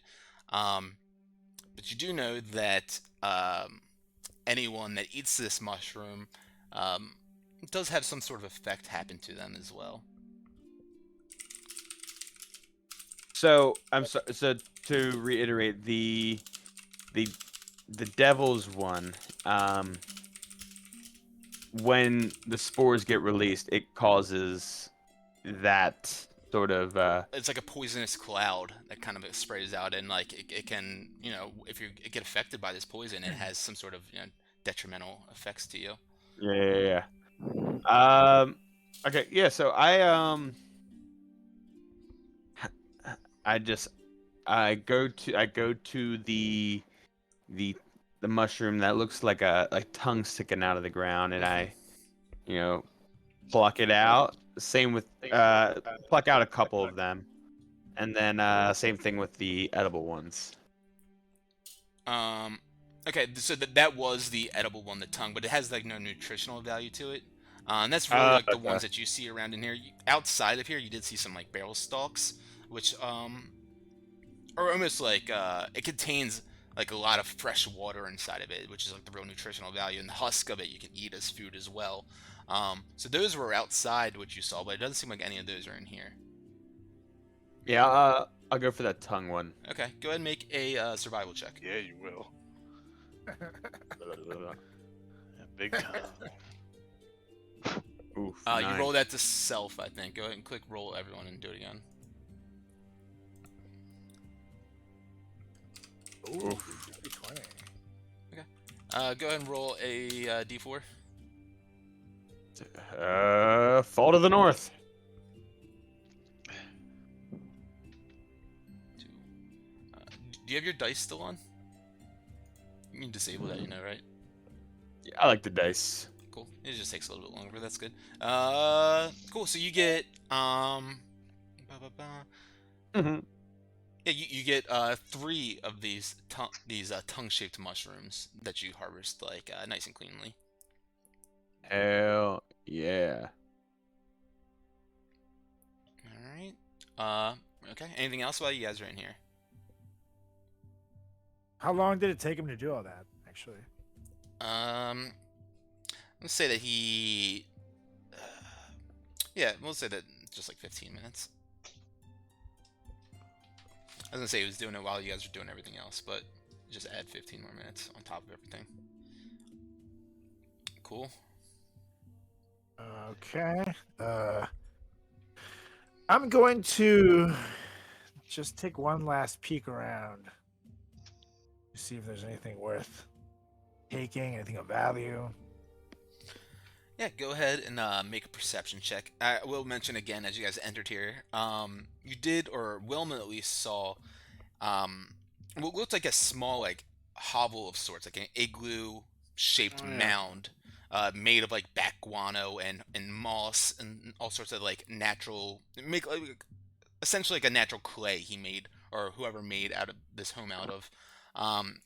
You saw that's kind of like Perception, right? perception, yeah. That's kind of like where you saw the Duragar was sitting in front of. 9, you don't see anything else outside of that little hut. You can certainly approach the hut if you guys want to or whatever, but Yeah, I'm gonna take a peek at the hut. cool. Yeah, I would kind of slowly follow, so like keeping my distance because that's what I do. Okay, are you The hut sure? was down here, right? Yes. So yeah, you going in there, and are you like approaching to go inside of it, or are you just Yeah, staying? I'm gonna go in, but I'm gonna take a look outside first to see if there's any booby traps, any wires, anything like that that look like it could be. Looking for booby traps. Throwing a okay. guidance on him while he's leading. Always looking for booby traps. Go ahead and make another perception check then. Okay. You can add a D4 to that. 11. Oh, give me 4. Yeah, baby, 15. Cool. Nice. You see, as you approach, there's a couple of javelins stuck in the ground nearby, like kind of like around the back side of it. And by them, you see a flask. You pick it up; it's empty, but there's a nice like lapis lazuli gemstone on the edge of, or on the outside of the flask. You grab that, and you maybe pick that up or do whatever you want with it. But you look around, you peek your head inside of this kind of igloo-shaped home now. You begin to poke around, lift up a couple of like pieces of moss, which seem to be like carpeting in here. And you see a set of old dirty boots, an old leather armor, a wooden staff, and next to the wooden staff, you actually see another staff made out of a sort of metal of sorts, gnarled up at the top, with all these like twisting, almost like roots coming up at the top of it. And you poke around and you look around a little bit more, and you actually see there are 2 greater healing potions in here inside of like these like little gourds, hollowed out gourds. And that's pretty much all you see. A ratty old blanket and a little bed. I'm gonna grab the 2 potions and the cool looking staff. Okay. And I'm gonna come out with them. I'm gonna say, "Hey, Fang, this staff could be pretty cool for you." toss it at him to see if he wants it. And Yeah. for the potions, how are you guys looking? I could, I mean, depending on how many you guys have, I probably wouldn't mind holding on to one more. I think I've used 3 different potions in the duration of the last 2 battles. And I still have 5 I think, so you can have them if you need them. so I'm sorry, say that one more time, Solberg. I have 5 greater on my own aside from these 2, so if you want these 2, you can hold them. Yeah, I think I'll do that. Toss them to him. So 2 more potions of greater healing. You got that staff. Yeah, and I just kind of, I quickly take a gander at it. Yeah, you wanna go on. Just see if I can like make out, if there's like any like arcane ruins to kind of help me determine if this staff like does anything special. Yeah, you can make an arcane check or arcana check if you want. Make that arcane check. 10. Let's see. The design of itself and how well kept it is for being in a place down here, like such as down here, covered in bat guano and moss and vegetation everywhere. To you, it seems like there has to be some sort of arcane nature to this, but with your exhaustion and the darkness down here and everything, you're not quite exactly sure quite yet. But you're almost certain, of course, and it's metal and like in a place full of like wood and organic stuff. You're almost certain that this has to be something magical, especially when you look at the other staff. I guess Sorek didn't pull that out, but you look at the other staff that's in there, which is all gnarled up and just like a old battered piece of wood. This thing is shining, exemplary, and beautiful. I'll actually put my adamantine sword away and hold on to this one for right now, and when we get back to the Kuatoa, I'll be a little bit more focused, relax, and be able to study it a little bit more. But in the meantime, I will be wielding it. Cool. Yeah, just as you're holding it, it definitely has a nice weight and balance to it, but for the meantime, until you really, possibly discover what arcane secrets and natures it may have to it, it seems to you to work as well as any other staff would. By the way, who has the stick with the boar's head on it? Wilma does? I do. The goat's head. Cool. Yeah, the goat's head. Just to make sure. The time comes, we know how to act. Well, should we head back to the fishy people? I think I'm ready. I don't really want to go down there, and I point to where the kind of carrion creature went. Maybe we get out of here before it comes back, too. That'd be a good idea. Unless you guys want to, like, camp here or something. I think it's wise to go and have the protection of the Koritoya for now, at least. You do owe us one, so... Yeah, I agree with that. Best bet. Let's head back. Let's do it. And back we go. Right, yeah, you guys begin to head on out from the way in which you came from.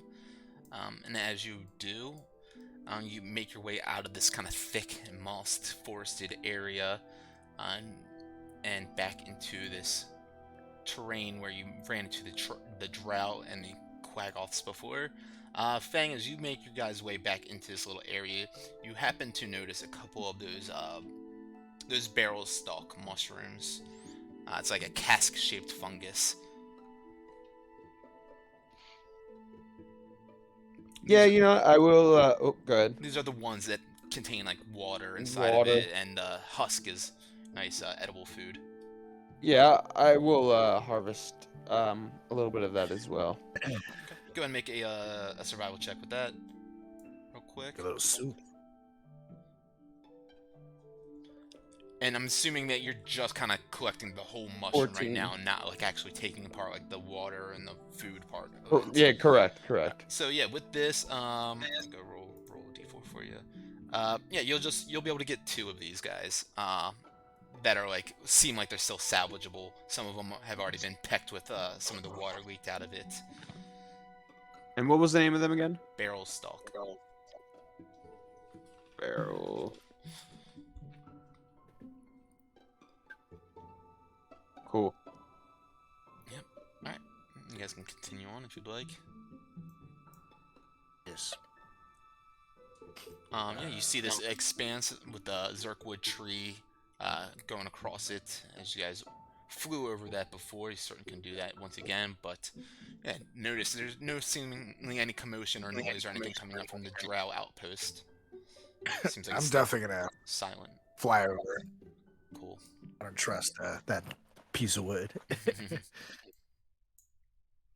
Zoop. Can I I get take a no ride money. on your broom? Yeah, buddy. I All take right. that one. The 2 of Zip, you zip, guys zip. fly on over, no problem. I walk across. All right. Bum. Yeah, no real problem with that. Seems sturdy enough. Definitely a deep fall if you were to possibly fall down there, and you try not to think about the possibilities of that. But you keep on pushing across where you see all these chopped down stumps of possible Zerkwood trees in here before, and keep on following Solrak to around the corner where you guys find that river.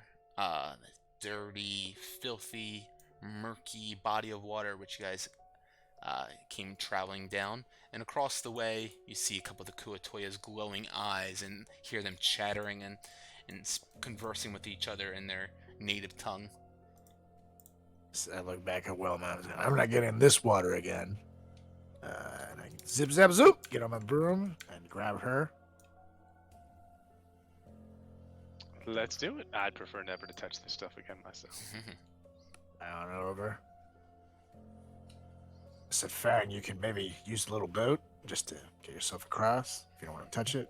Or you can walk across. It's really not that big of a deal as I start to kind of tread through the water. As you wish. I was under that, so. And I go back to the fish people. Toyas, as we promised, you have gathered your materials. I'll just kind of look at you guys, bit like surprised to see you guys back, honestly. Kind of all looking at each other wide-eyed and look at you guys and look back at each other. And you see they all kind of step back and part ways to give you guys a pathway to go down and speak to Noogaloop, if you'd like, as one of the Kuatoya whips holding a massive pincher staff just kind of points his staff down that way, directing you guys. I look back at him, at Wilma. So I got a weird feeling about them being so surprised to see us. I say, if anything gets weird, we have to fight. And then I This is weird, right? follow the path.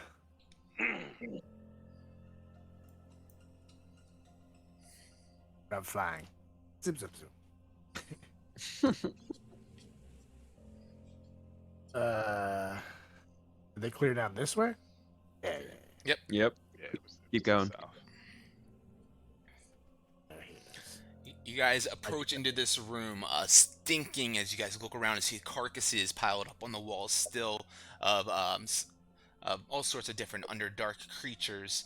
You see Wilma would recognize one of them being a hook horror, one of them with these massive hooks on the ends of its arms, kind of like a bird-like head with a beak at the end of it.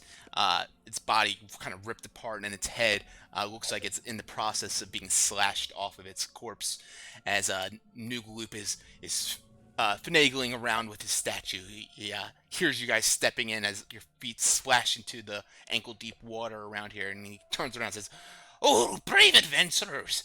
You're back! You're back! I have to admit, just a little bit surprised to see you." Well, you should never be shocked. See us kick ass and take names and fulfill promises. That's what we do here. Is it? Does like his surprise match the surprise of like the other people, where they're just like, "Oh, we thought you were gonna die," or is it like something more sinister?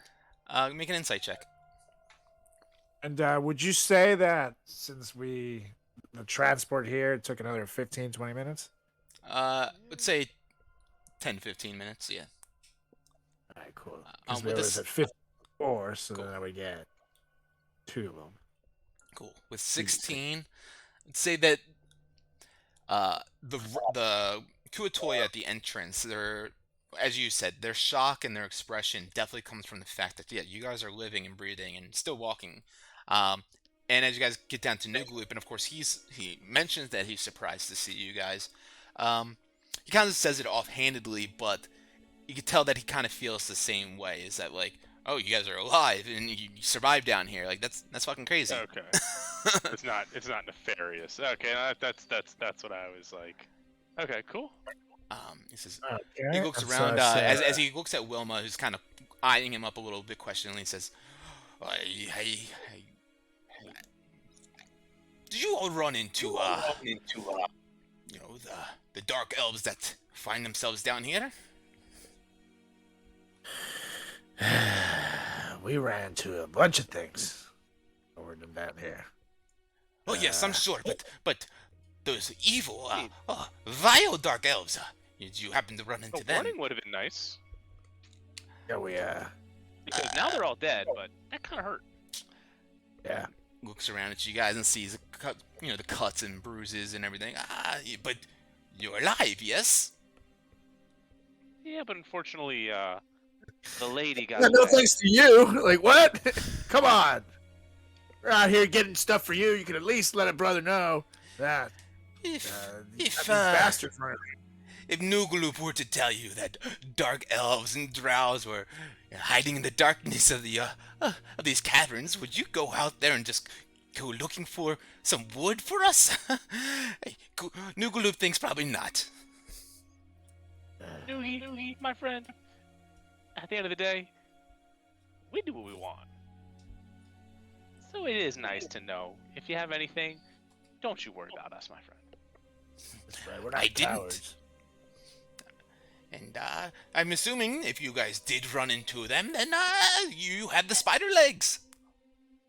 That's right. And then I'm gonna reach into my bag of holding and just start pulling out spider legs and the spider fur and giving it to him.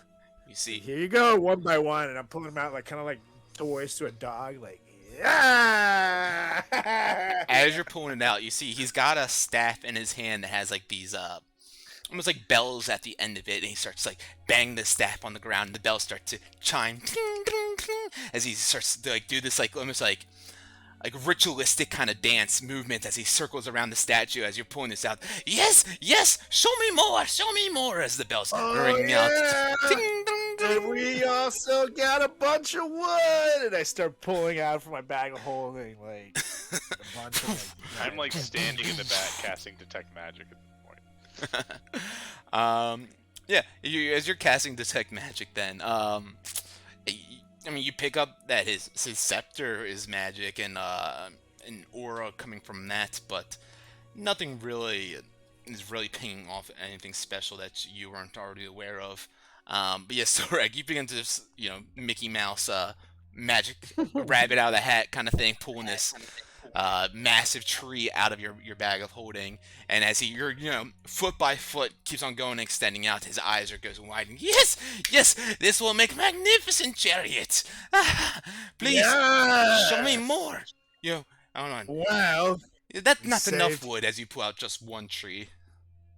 Oh, don't worry, we got more. And I pull out the second one. He starts to dance and kind of like And hop then- around and on then- one foot and hop around on and another then- foot, and the bells are chiming. Yes! And then I smack Solrak and say, it looks like they have enough wood. That's enough, right? He looks around As at I it, push the wood back in. trying to get some of the wood back in. Yeah. It's a whole tree, so you can't really do that. I just gave him 2 of them. We still have like 2 or 3 of them. Yeah. Yeah, and he slides it back, and then he He slides says, it back. no, no, no, no, no. As Fang is trying to push it back in. No, no, no, no, no, no. I They think have enough Zerkwood. That's after the second tree. It's like, is that good? You good? No, no, no. He doesn't realize that I am attached to mushrooms, mycology, X, Y, and Z. So I thought that the 2 logs, at least, well, 1 log would have been sufficient for you guys. So I cut the second log for me, if you guys didn't need it, which it doesn't look like you guys do. So I will be taking this back. Solrak, if you could help me get it back into the bag of holding, please. he looks around. Well, I put 2 in myself. So they can have 2. Slams his staff on the ground. The bells ring out once, and you see him get this more like serious space than he has in previous engagements with him. Says, "You leave that one, and Nugalu promise you all leave together." I look back at Fangs like, we have 3 frickin' logs left. Shut up and let him take it. Good lord. And I look back and it's like, I apologize for him. Nugalu, Took a lot of hits by these giant trees getting them, so. And you the trowel. you said that the 1 log was enough for you. When I say that, never. Never said that. Exactly Never. when we pulled the 1 log out. No, I said that was lovely, No, he and I didn't. asked if there was more. You said that was enough for the cherry. I said it wasn't. No, you need to clean out your ears. I look back at Wilma and say, please do something. Fine, take the second No, log. don't worry. Don't worry about him. But we're getting distracted on the little parts here, Noogaloob. You have the Take second 2 log. logs that we have the best and, of that. and that part I jump up. At that part I jump and I go, no, I don't think they need that weapon. Which weapon was it? I missed that. We haven't brought it up shown yet. it to Noogaloob yet. Okay, I was gonna say. Well, I We're mean, not. I look back at Wilma and it's like, but it's the most powerful weapon in the history of this plane. I've never seen anything more powerful. I mean, it would just be. I mean, surely they can wield it. You don't think. I thought You we don't were keeping. I mean, you don't thought think we were what's going to happen to them what happened to the last with the wielded it. It's a very powerful weapon. That is scary. It was held by a god before. What? Tell me more. What is this weapon? I mean, I don't know. It's very powerful. Are you sure you want to see the weapon? We've took quite a lot of effort to get it. Wait, I wanted it. No. This weapon for Oh, Klabu. no, fag. This weapon for God only. You give us weapon. Are you sure you can wield it? It's quite Well, my powerful. father named my middle name God. Should we wait until you guys make the chariot to pull out the weapon? Because it's very powerful. People will start coming. We don't want any demons to show up before Klabu shows up. Right? No. We need weapon to complete statue. To complete idol. We no wait around if you have it now. That's stupid. Oh, You're stupid. okay. But we just wanted to make sure. But you have to know it. Don't go messing around with it now. Don't want to die. Okay? Promise? I promise. I cannot promise for Klabu. It's fair enough. Talk to Clavo. Okay, but we still have to make the chariot and everything before Klabu shows up, right? We take care of chariot. You just provide wood. Okay. I just want to make sure we had a little bit of time, because Yeah, At we this could use the rest actually while you guys do the building if you don't mind. At this point, I get in Noogaloop's face. I said, "We just sacrificed our fucking lives to get you wood, spider legs, and this crazy weapon. Okay, you're gonna show us a little bit more respect around here." And so I go to pull the weapon out, and I go to hand it to him, but then I drop it before he could take it. I said, "Pick it up." Which weapon is this?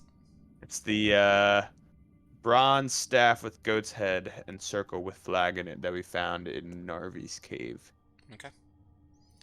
That should actually be amazing. As you go and drop that, he looks at you kind of like with a side eye and a sneer, and let me just go and do something real quick. Yeah. And he kind of just reads you and bends over and grabs it. Thank you. Although no lives were sacrificed, I see 1, 2, 3 still here, 3 left, 3 come back. I thank you for your gifts. Noogaloop thanks you, Klabu thanks you, we all thank you. Is that what you want? You want us to kiss your feet? I'd like a little bit more than that, actually, if you're gonna ask. I look down at my giant rabbit feet, and I just kind of start like nodding, like, yeah, be nice. As he gives you, like, he extends his arms out and sweeps his arm, like, rather, like, dramatically in front of his body and gives you a bow. We thank you for your services, for all that you have sacrificed for us and for Klabu. We promise His Highness will give you all the praise and all the good tidings. But for now, you must leave. You have extended your welcome. Thank you. Way to go, Fang, I say. And, Noogaloob. Do you not see that they were using us, Solrek?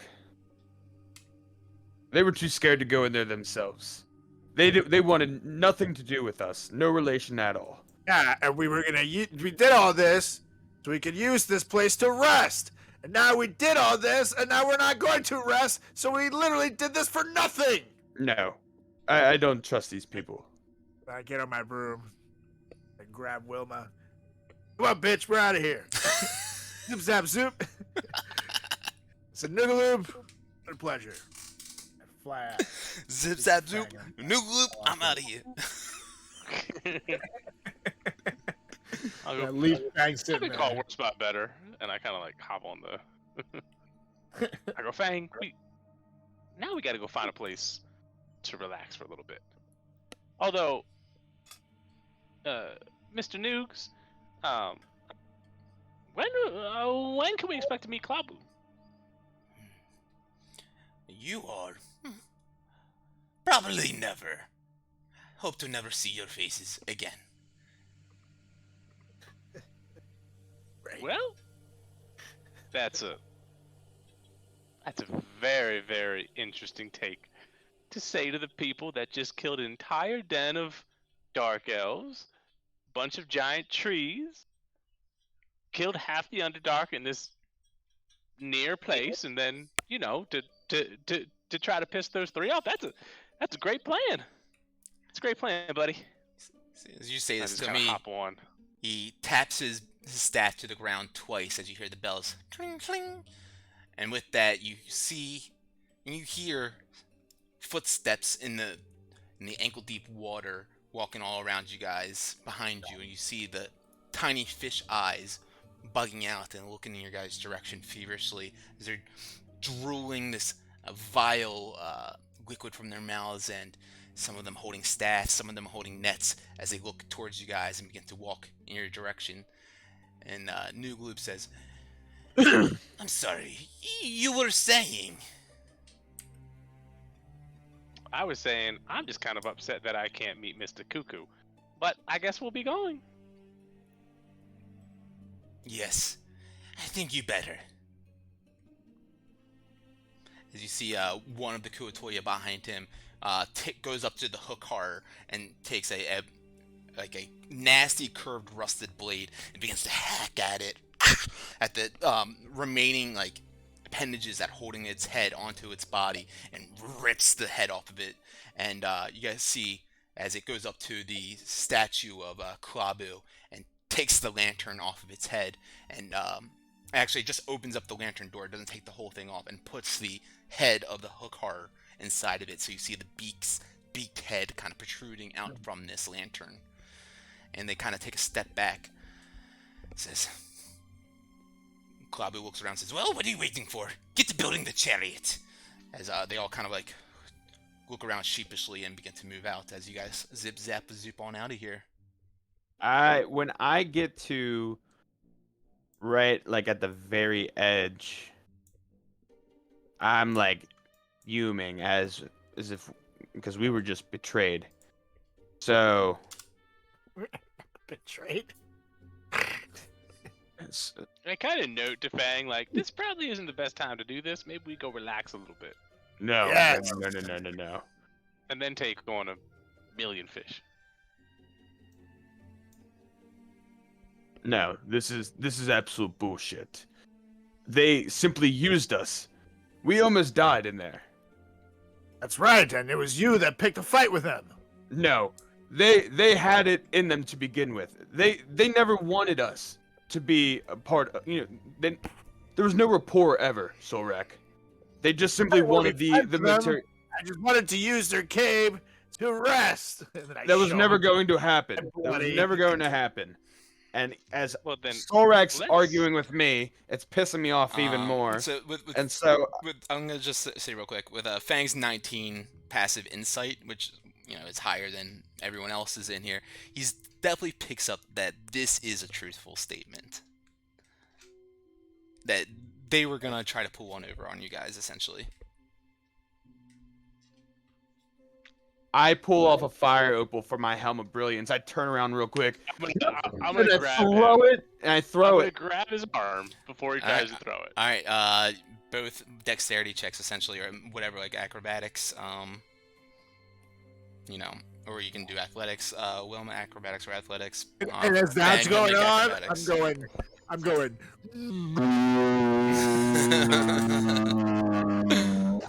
30-20. So athletics it is, or either one, yeah. Athletics, if like acrobatics. Yeah. Cobauer. Can you do it?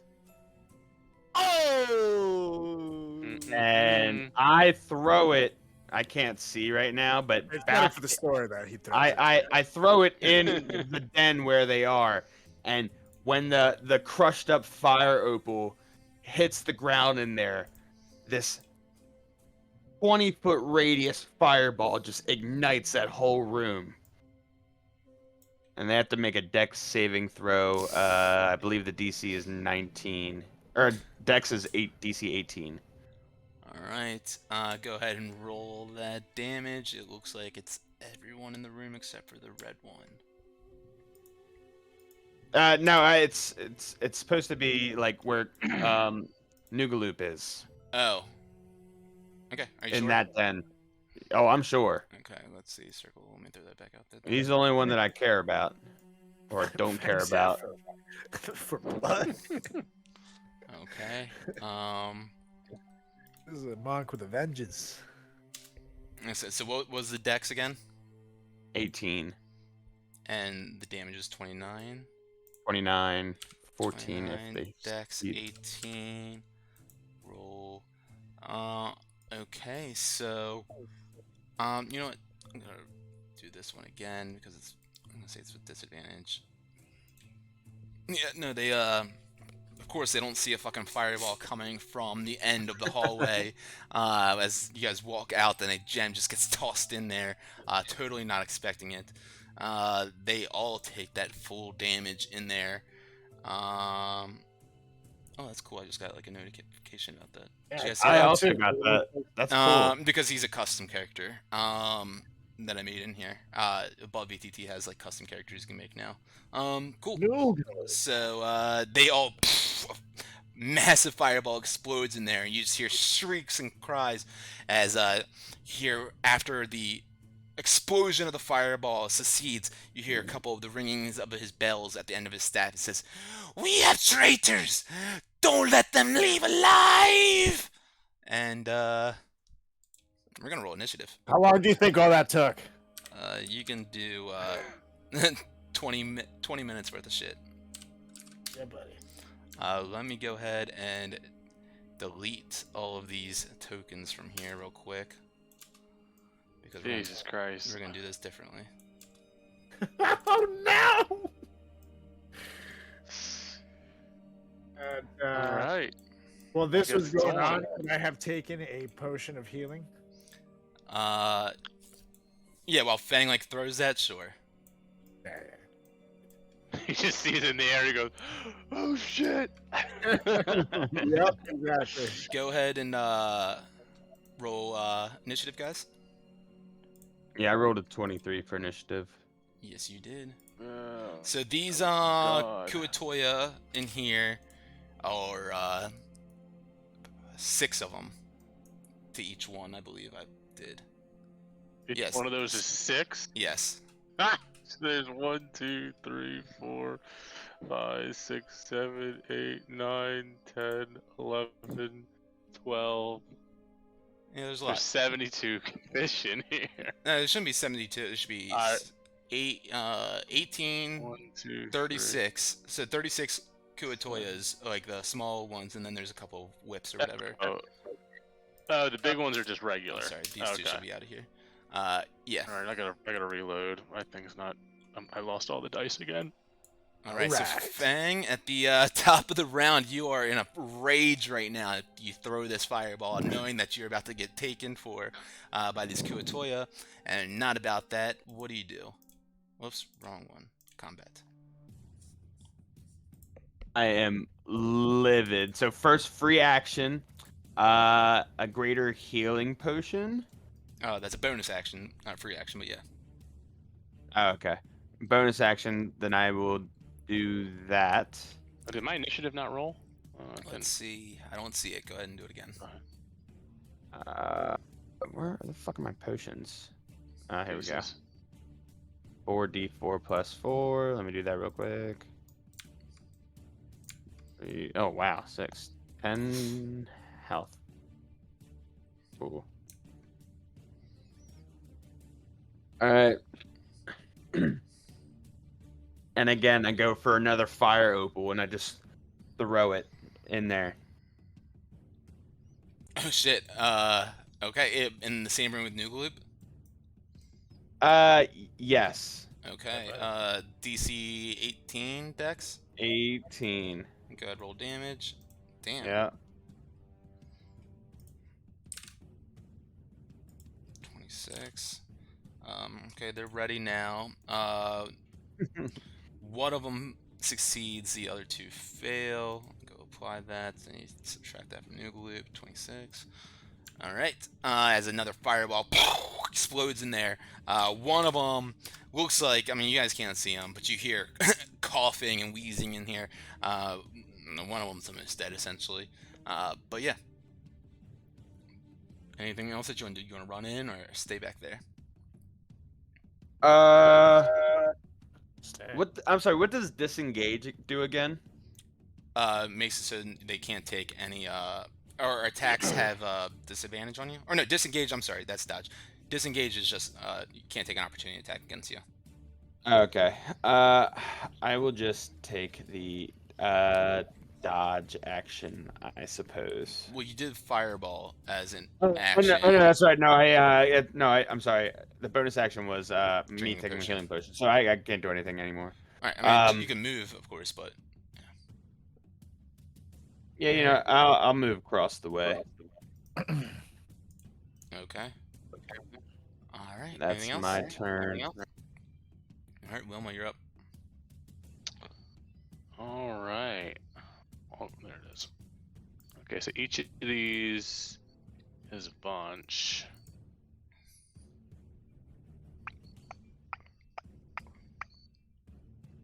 So I'm going to grab hold of Solrak's hips, keep it tight, and I'm gonna cast level 4 Spiritual Guardians. Ooh, 15 feet, right?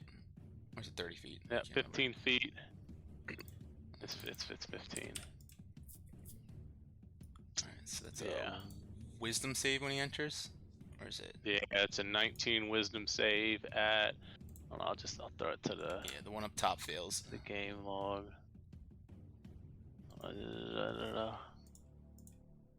Spirit. Yeah, then I think it's at the start of an unaffected creature.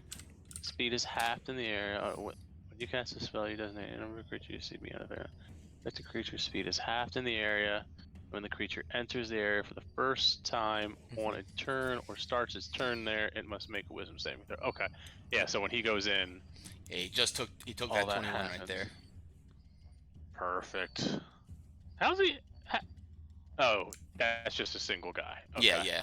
I'm trying to get a feel on what these. Those are big, like the guard like whips They have like Yeah. the pincher staffs. I'll send a picture of one of them. Got it. And then the other ones are just kind of Okay. like, you know, minions. And then bonus action.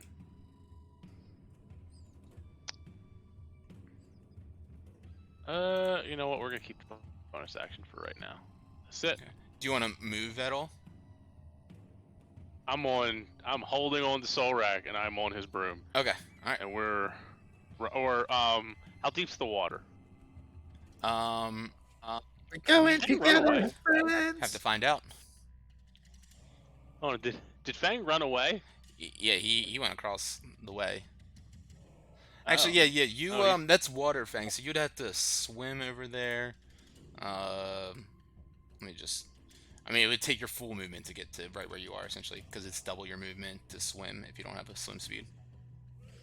So if you wanted to swim there, that's fine where you are. Yeah.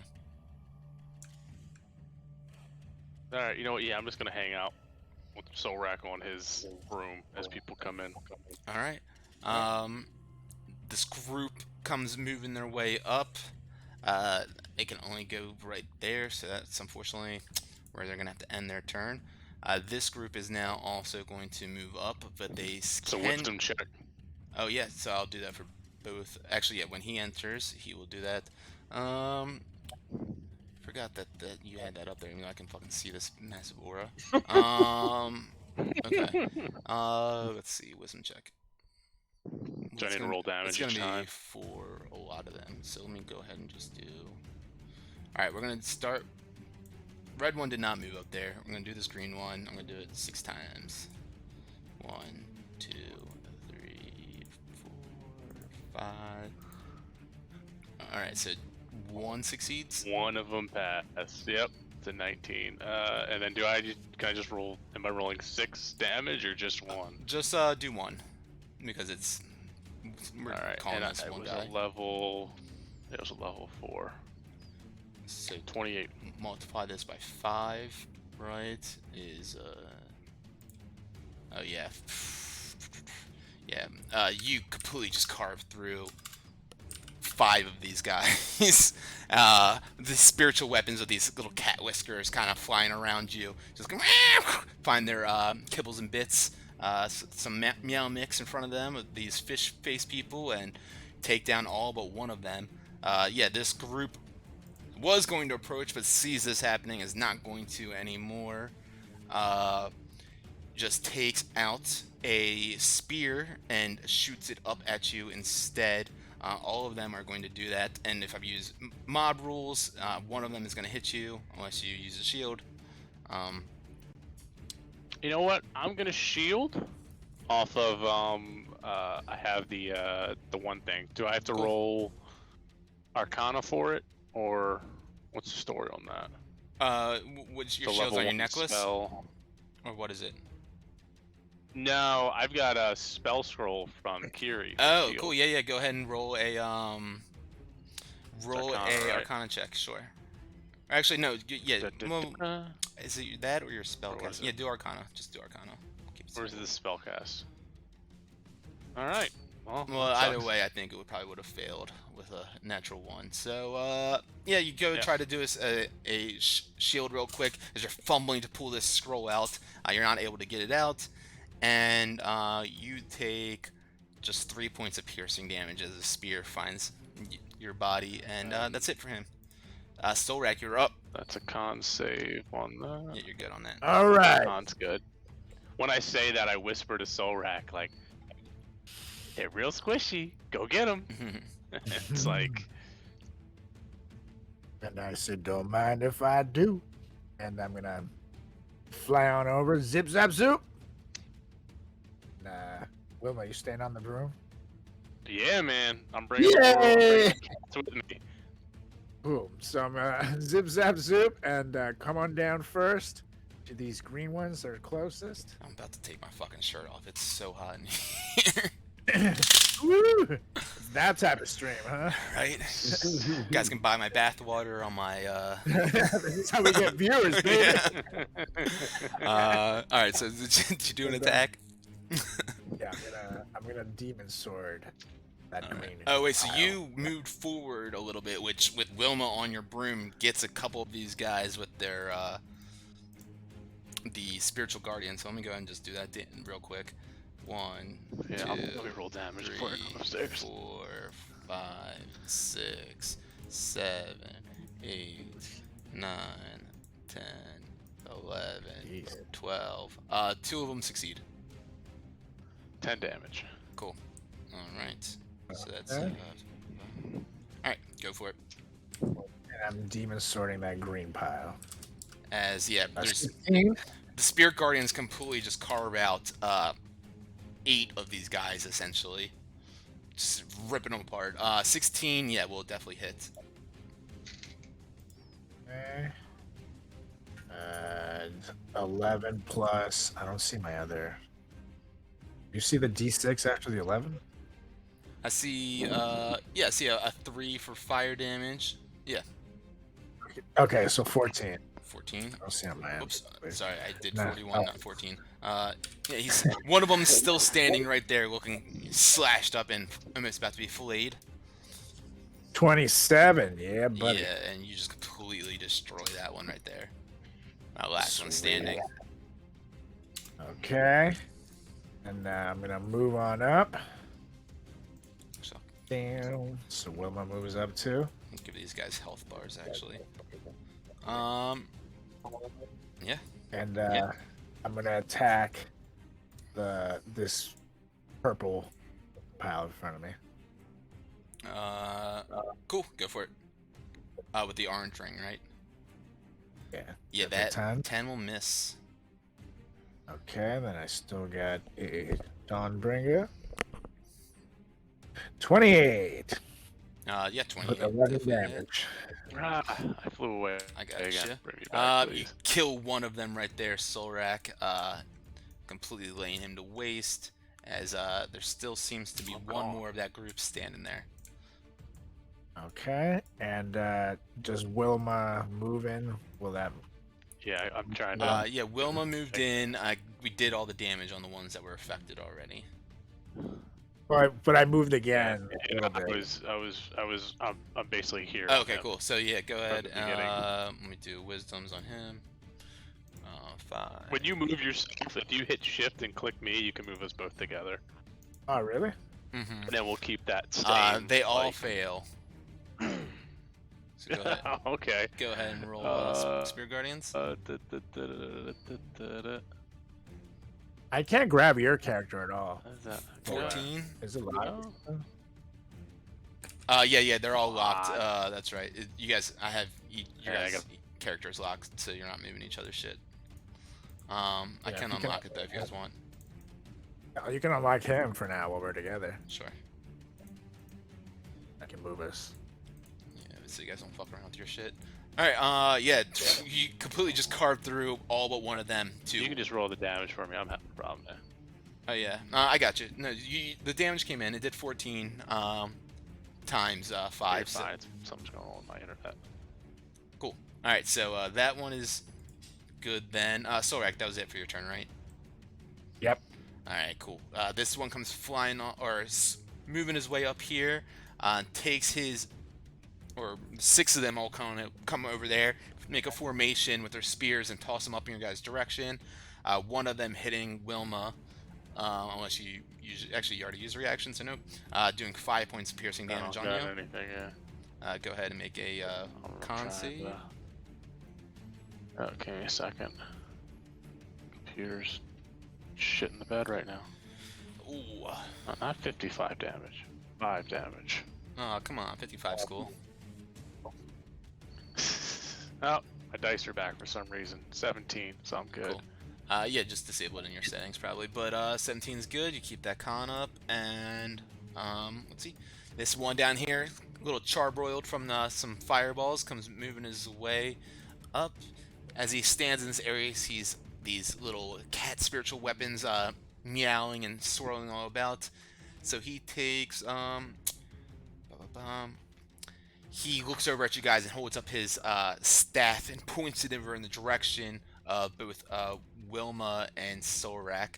And I need you guys to make charisma saves, please. Charisma saves. Mm-hmm. As you guys watch this black energy kind of fly in your direction. Fuck.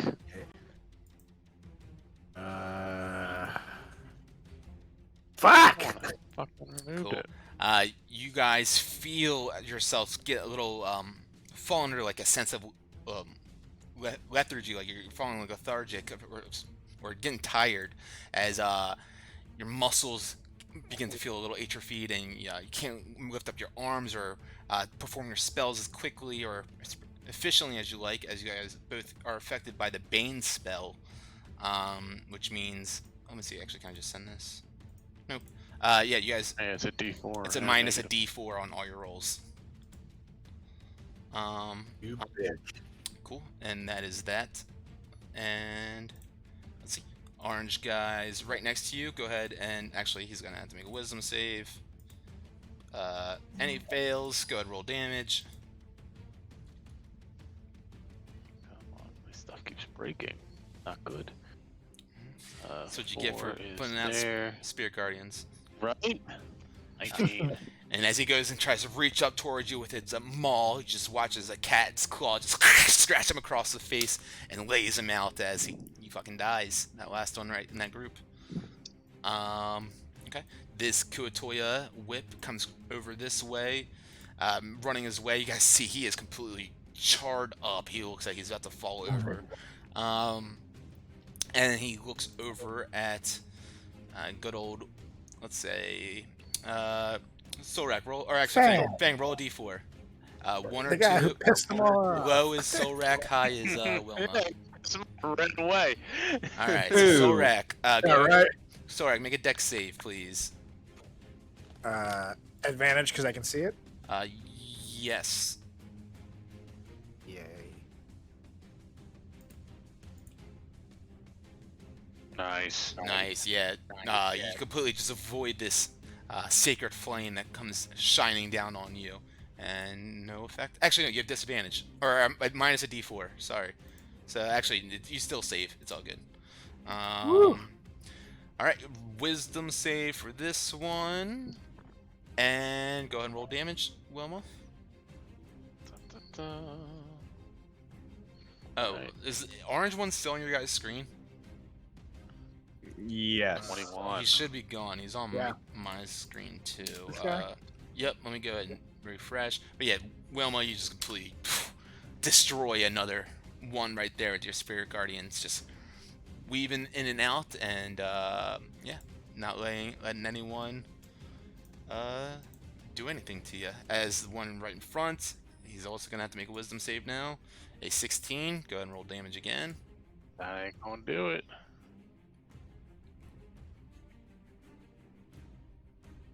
Ooh, 19. Another 19. Still standing. But with that, he takes his pincer staff and tries to get you, Wilma. A 20 to hit. No. And a 8 to hit. Both of these, he's just trying to pinch up at you, but you're on the back of the broom and weaving in and out and unable to get snagged. Let's see, this purple one down here. Oh yeah, they're still up on my screen up here too. They shouldn't be.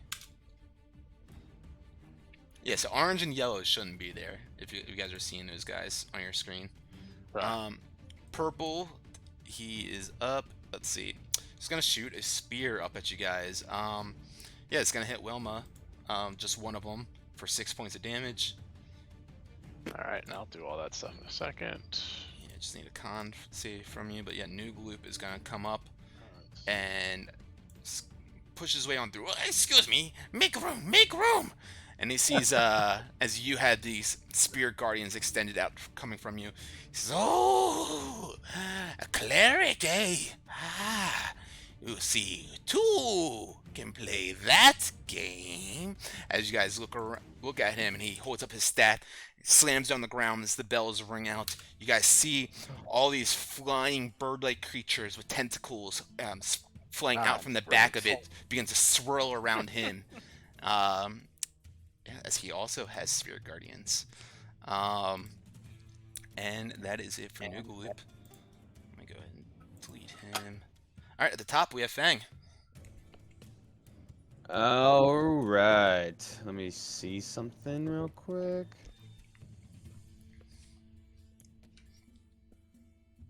Okay. No worries. Changton's aura doesn't affect like friendly. It You does guys are not. good. Okay, cool. So I swim across, and like within the crowd of Kuatoa, I see Nugaloop, and I just start going bong bong bong, and so that is wisdom save DC 17. Oh, 15. All right. Give me 1 second. Nope, that's good. 17 damage, so he needs to 17 pass a 10 con. Guys, watch as Nugaloop, he very confident in all these little flying around bird-like tentacled creatures protecting him, and Fang calls out this Toll of the Dead Dolores spell to ring out to him, and it grabs his ears. No, no! And they all drop and fall, all these spirit guardians, and as he loses his concentration on that. Hell yeah. Nice.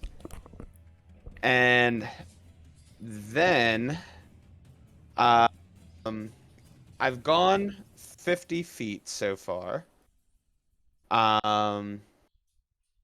So with that, I become grounded with this ground, and the energy starts to kind of surge from my feet up to my body. And from that, my feet start to glow as my Storm Rider boots charge up. And with the 40 feet of extra movement I have left, that gets me right to Nugaloop. And so everyone that I've, came in contact with has to make a Dex saving throw DC 15 or take 3d8 lightning damage. Sweet. Okay, so everyone on this path essentially, except for the two on the top, the two smaller ones on the top. Yes. Okay. Yeah, so orange and yellow shouldn't be here again. Correct. But yeah, so let me go ahead and do these two. Go and Like, roll. So it should be just like the pink one, the purple one, and Nugaloop, to my knowledge. and this guy too. Okay, sure. Oh yeah, that's right too. Yeah. Alright, so Yeah. let me go ahead and One roll for red. this first one, which is there's two of them still in that group. 3 and a 20. Okay, so one of them succeeds in that group. The purple one, 19 and a 10, so one succeeds there. The one up top, the whip, he rolls a 1. And then Nugaloop, yeah, that's a natural one. Nugaloop rolls a 20. Is that dirty? Ah, damn. That's a natural 20. Actually, no, that is dirty. That is dirty. Ah! You're Yeah. trying to trick me. I was. Son of a bitch, you got me. So I'm sorry. I said the whip failed. So go. What was the damage? Oh yeah, let me do that real quick. 3d8 lightning damage. And it's only if they fail, right? Correct. Ooh, 21. Nice. Nice. Okay. So 21 on a fail one. Okay. So yep, you kill completely one of the ones in the red up here. 21. I'm sorry. I had still this purple one is actually still full, so I should roll 4 more times for him. Cool. So 5 fails on that one. So yeah, you kill 5 of them on that, and the whip on the top. Yeah, he also blasts him, and he gets completely electrocuted and shocked and writhes on the ground. They're dead. But yeah, we're gonna take 2 opportunity attacks on you though with disadvantage. Yep. That is a 22. What? 2 19s. Crazy. And a 19. Holy shit. So 4 points of piercing damage as one of them just bites into you as you're zipping Holy on by. shit! 4 points of damage. Right? Like 300 to hit. Yeah, 1 right. point of damage. low CR monsters. Yeah. Anything else for you, Fang, as you approach Noob Loop? Bonus action, I take another greater healing potion. Cool. Whoop, whoop, whoop, whoop. And Wilma. Is he like swimming, or is this standable water? That's standable water where Fang is currently, where all the Kotoya. Yeah. It's Damn, like that ankle was deep. horrible. Okay, so like behind, so like underneath me is standable water. Yep. Okay. So I kind of I would just jump off of the piece, move kind of like right here, and I whisper to my red fish, it looks like fish is on the menu. And then is there just one of them, or is there multiple? That's one right there with the red. Yeah. Okay, but there's only one person on there. Then you know what? Yeah, we'll just Sacred Flame him. Well, because actually no, yeah, he was already in the space. But yeah, the whip on the right, since he entered the space for the first time. He rolled a 20 on his wisdom save, so that succeeds. Yeah. But yeah, Sacred Flame, Dex. Let me go ahead and 18. So it is half. Or no, I don't do him because he'll get hit with it at the beginning of his turn. Sure. Right? Yeah, and is it half on a save? Spiritual I Guardian. can't remember if it's half or none. On a failed save, the creature takes on a successful, it takes half. Yeah. Yep. So go ahead and On roll a damage for him then. successful. Yeah, so the one guy took half of that, and then instead of hitting the red one with the Sacred Flame, I'm gonna Sacred Flame the whip with a DC with a 19 Dex. Oh, sorry, that was wrong. And that's 20 damage. Actually, no, that's the right one. So yeah, I rolled a 19. Okay, so he gets nothing. All right, cool. Cool. And cool, that's it. cool. All right, so the red one in front of you, there's only one left right there, so he's gonna have to actually take his action to try to hit you instead of using mob That's at the rules. start of his turn, though. Oh He yeah, gets- that's right. So go ahead, you make a wisdom save. That's right. I did roll a 22 to hit though, but yeah, he's gonna roll that damage. He's probably gonna die. Oh yeah. Yep. Destroyed. As meow meow meow meow meow meow meow meow comes strolling around and takes him out. Sorak, you're up. None of these that are here in front of you, orange, red, if they're on your screen, they're not there. Orange, red, or yellow. Can you move them? Can you just No, move because them? they're not on my Instead of deleting DM them? screen and they're locked, so I Oh. can't do them on my player screen because they're locked. Got it. I'm gonna try to Like refresh my this player screen purple again. one is still alive, right? Purple and blue are still alive, yes. All right, so I'll take a swing at Purple is one of them, blue is all 6 of them. In that case, I'll go to blue. Yeah, they're Did you still mean sitting there. this blue right here? This one. Or... Oh, okay, okay. That one. I'm gonna go up to Bluey over here and take a swing with Demon Sword. Go for it. Okay. Oh, the dice came back. 26. 26 will hit. Yeah, you can disable that in your settings if you want to, but That is 6. 6 damage. Nice. I'll swing again. 23 Yep. with 16 damage. Oh, yeah, That's much you- better. One of them completely dead now to that group. Okay. Swing again. 23 with 11 damage. Nice. And now it's Dawnbringer time. 29. 9 damage. Very nice. Yeah, you carved through 3 of them on this round right here, just leaving fillet of fishes laying all around your feet. And yeah, anything else that you want to do? That is it. Cool, cool, cool. So the one, yeah, he's right in front of you now. There's only 3 there, so I am gonna have to make attack rolls on you. It won't automatically hit one of them. One of them tries to bite you. Another one comes around the corner and tries to do the same, and then the last one does as well. Yep, no, none of those are gonna hit. So next. I'm gonna right post it actually. Okay. Do you have any back. superior? Yeah, we took a short rest. Yeah, That's right. 'cause we did a short rest. Yeah, buddy. Go for it. Okay, and I'll go ahead and do it with Demon Sword. Attack. Oh, baby. Do the twist. Oh, an 11.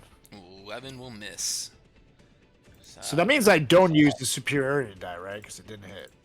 I think you technically do still because that one specifically is like a reaction. Like you have to spend that reaction to be able to do that attack. Yeah, unfortunately. Alright, so Okay. this yellow one, oh shit, you were supposed to roll a d4 on all of those attack rolls. Let me just make sure none of them are too close. They were like You are fine. Yeah, you're fine. Alright, so, this yellow one is going to come on up here now, sees his leader Noogaloop getting manhandled by Fang. So it goes on up to Fang, and he's going to try to grab you with his pincer staff, pull you back off of him. Rolling that one on the first one, you dodge out of the way, easy peasy. He goes and tries to do it again. That's a natural 20 on that one. What? Yeah, so he does. What a twinks! Yeah, he does 11 points of piercing damage on you, and you're grappled in this pincer staff as he pulls it towards him away from Noogaloop. You are, grappled in that pincer staff. Grapple. And that is that for him. Alright, on the back here, we got this blue one who sees you right there, Fang, nice and grappled. And is going to try to shoot off a sacred flame at you. I need you to make a dex save, please. Do I have disadvantage for being grappled? You don't, actually. Nice. Yeah, it's only if you're restrained if you would have disadvantage on a dex. 25. Yeah, easy peasy. Nimble. Just completely evade that altogether. The purple one here, it looks like he's starting his turn here. So let's go ahead and make a wisdom save. That's an 18. Is that the save? That's a fail, baby. It's a fail. Go roll 19. damage. That was a level 4. Can't get rid of the dice. 25. Yeah, carve that one straight out of here too. No problem. Alright, Noogaloop up now. He says, let's try this one more time. As he reaches up to his staff, slams it on the ground, and these little spirit guardians explode all the way around him, start dancing around. Fang, I need you to make a wisdom save. Fuck. Come on, wisdom. No. Hold on one sec. Okay, yeah, I fail. Okay. You take 13 points of necrotic damage. Oh, I'm resistant, so I only take half. Cool. So you take 6 points of necrotic damage as these little flying, they look like the creature that you guys saw hovering above the lagoon in the Aboleth's Grotto, above that island. Kind of tentacles hanging off the body of it, but you see a beak and wings protruding off of these creatures that are swimming around and flying in the air all around it. Let's see, that was in action. Yeah, no, that's all Noogaloop's gonna do right now. As he, yeah, Fang, you are up now. You are grappled inside of these pincer staffs of this Kuatoya. What do you do?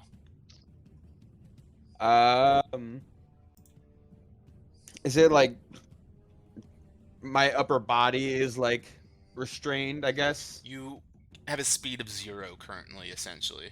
Is like Okay. pretty much what it is. I try to kick that one Koyotoa that has me grappled. I try to like kick him away so that kind of pushes him and his grappler off of me. So I can try to like escape from that. Okay. Try to attack. And is that just still considered a flat roll? Yeah, when you're grappled, it's not disadvantage or anything. But Okay. yeah. So 23, that will hit. Go ahead and roll damage. 9. Okay. Go ahead and now make a acrobatics or an athletics check. This is gonna count as your second attack, though. Yeah, you squirm out of the grasp of his pincer staff, no problem. Then bonus action. I'm gonna spend what is it? Is it 1 or 2 key I'm sorry, points? you also started your turn here. Make a wisdom save. I forgot that's part of the Okay. Spirit Guardians. 14. Cool. So you are going to take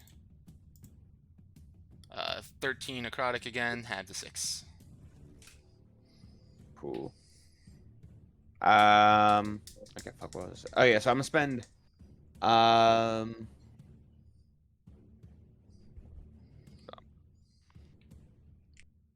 2 key points, 1 for Flurry of Bows.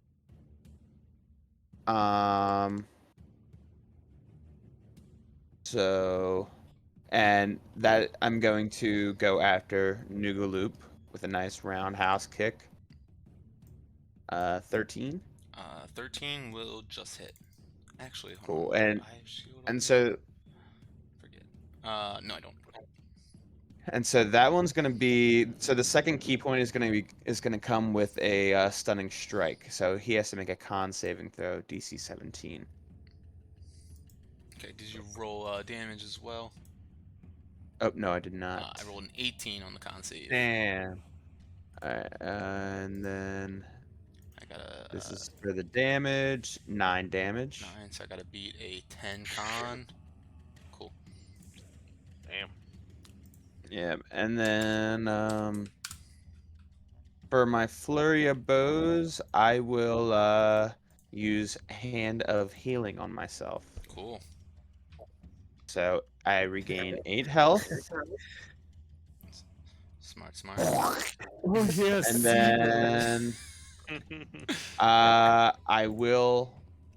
Which is, you said the purple one is still No, just the blue Oh. one is up, and it's okay. 3 of them in that group. Okay, and One so of them then is almost dead. I move back into Wilmore's Aura of Spirits. Okay. Yep, you attack both of them, so no one can take it. Op attacks on you. The blue one actually does have a reach of 10 feet with his pincer staff, so he's gonna do 1 hit on you, but it's gonna miss. Where's that blue one, anyways? Right underneath Nuke Loop. Oh, okay. Was I ever in his radius? 10 Oh, I feet. guess you said 10 feet. Yeah. Wilma. Okay. All right, let me see here. So blue goes, and it's just you 3. This guy over here is dead, right? He's up. Like He's green got. He's about halfway. Okay, I just don't see him in initiative. Oh I really? don't know if you're running him. Yeah, I don't see him. Maybe I could be wrong. Yeah, he's but- not in there, huh? Look, he rolled a 0, so that's where he is. Oh, perfect.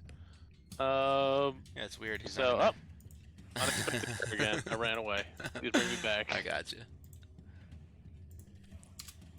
Delete. It's not an initiative. Run away! Wilma's not an initiative. There we go. Yeah, I'll add her again. Boom. And Wilma is gone. And Yeah, I she's was like right here. All right. So I am going to 5, 10.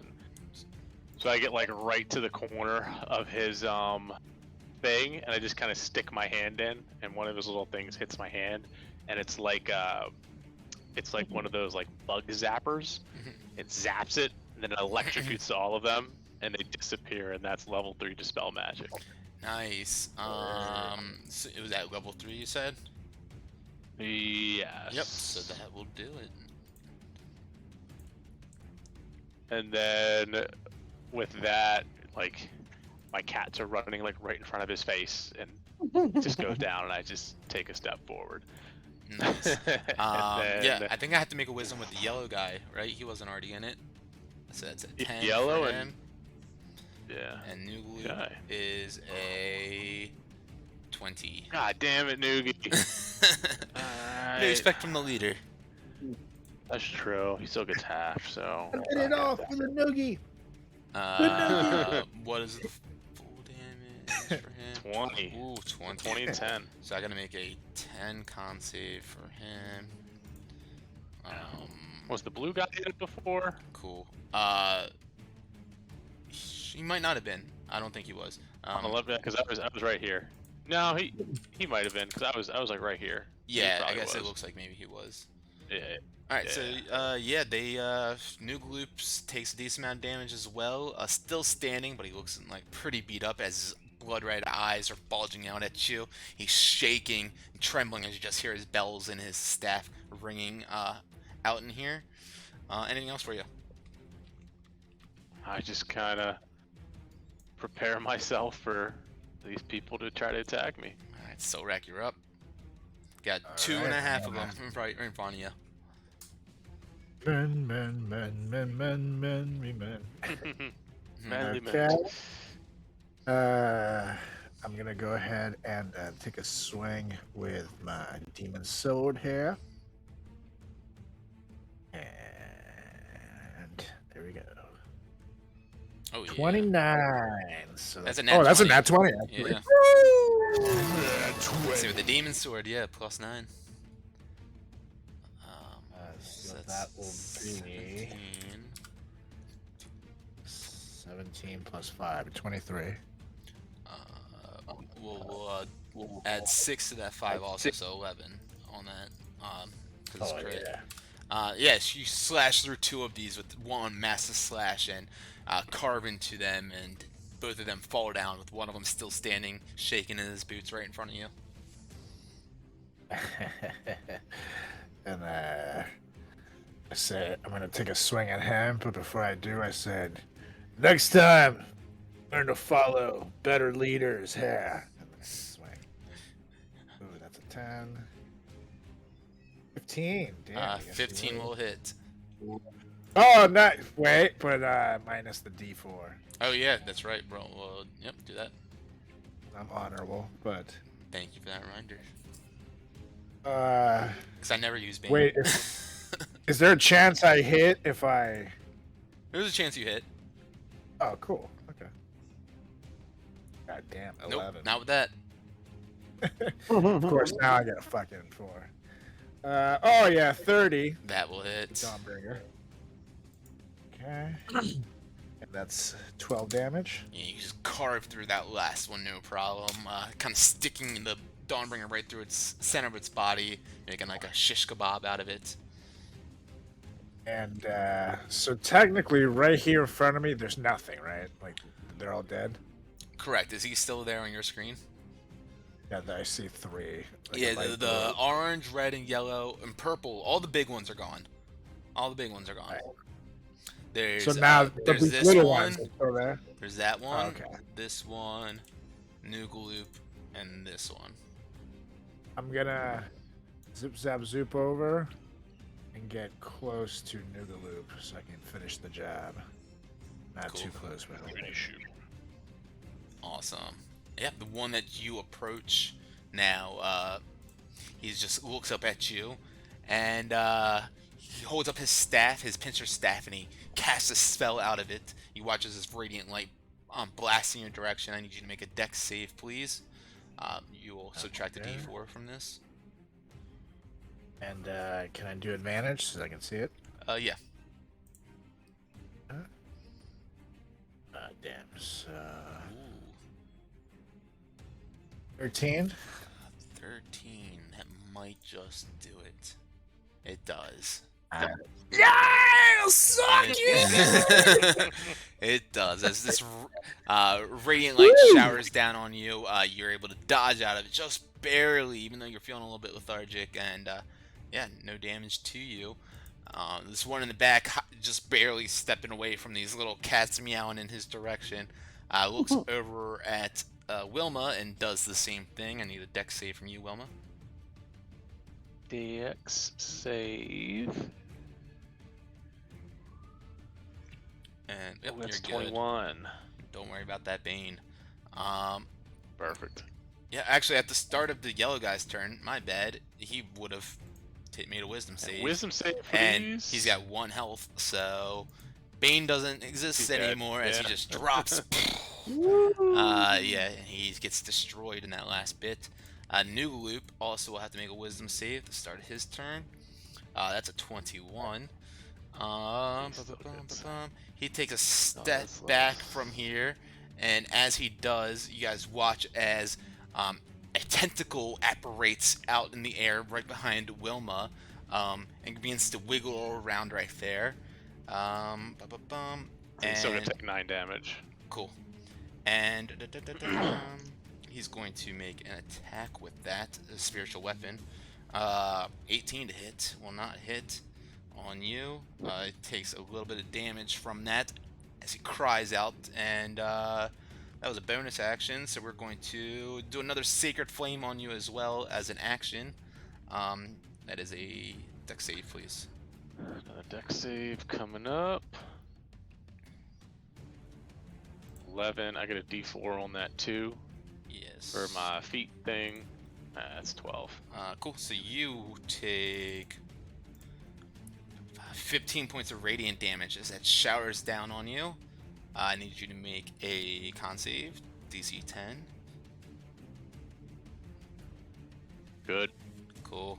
Yep, that's action and bonus action, and he's going to end his turn right there. After he backs up just a little bit further, of course. This one goes up to the edge of the Spirit Guardians. It sees Fang right there. And let's see. Yeah, he's going to look at... yeah, he's going to cry out, holding his staff, and says, "For Klabu, we must survive!" And only Fang understands that as... of course, he's got that sun and moon tongue thing going on. Uh-huh. Yeah.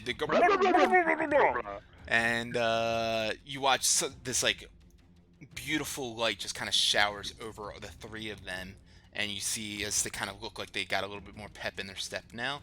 And Fang, you're up. All right. I start heading in the direction of which Noogaloop went, and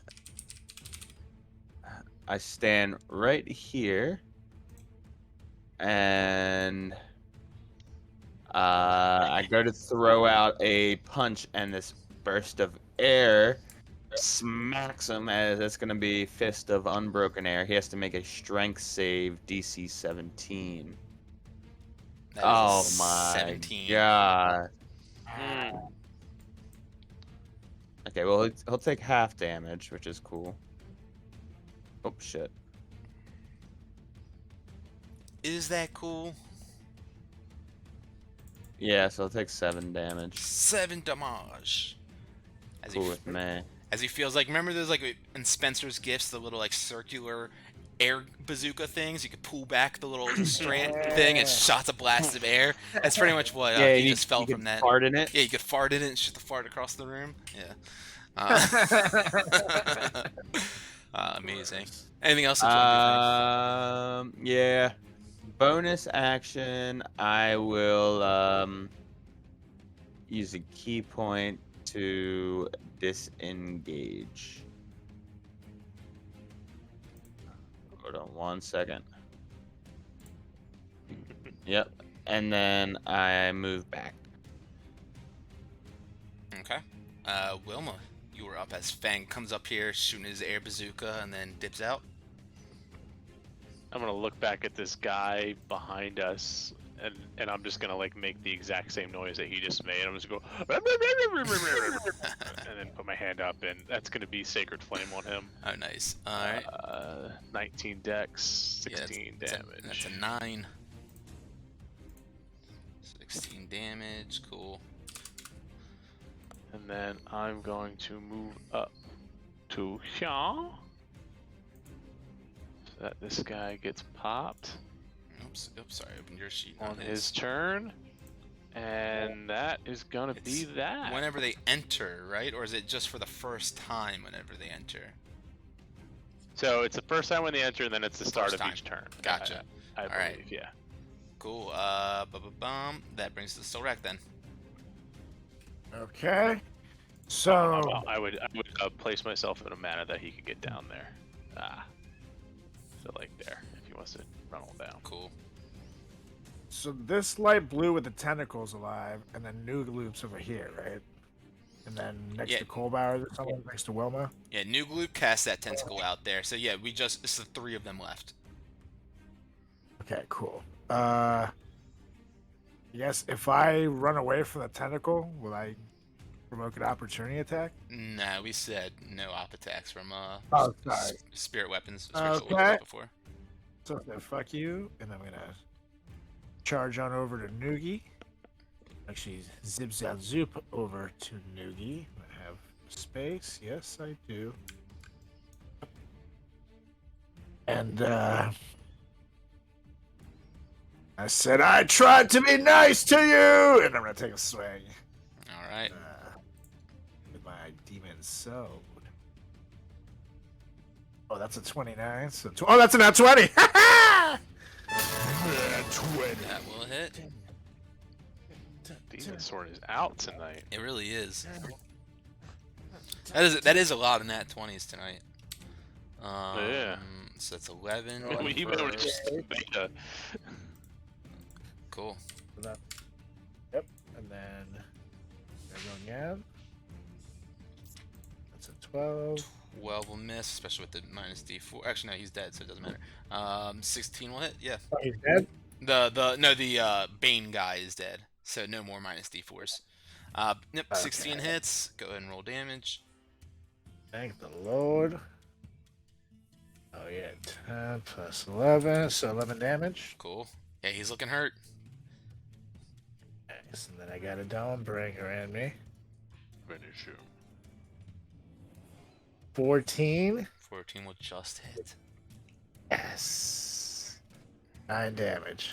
Oh, you see, as you slash into him a few times, he's holds onto himself, and he's leaned up against his staff, just supporting his weight before he topples on over. And anything else that you want to do or say to him? I said, say hello to Narvi for me when he joins you. All right.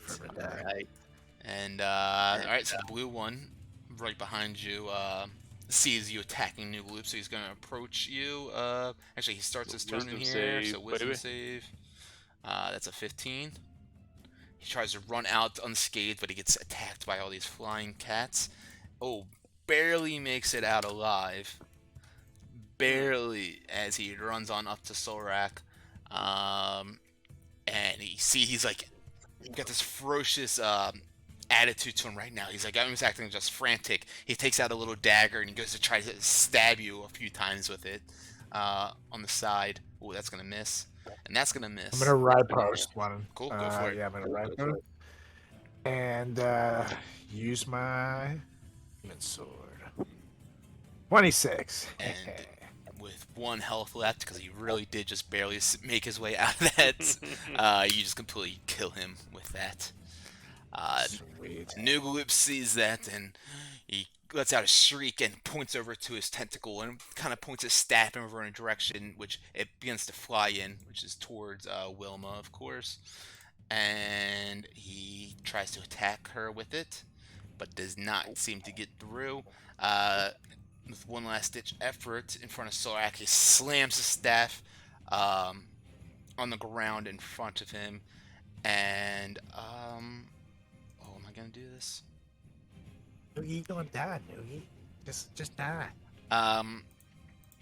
You watch as he casts some sort of spell that seems to just create these like specters of these tentacled-like creatures just swimming all around him, almost like they're like on his flesh.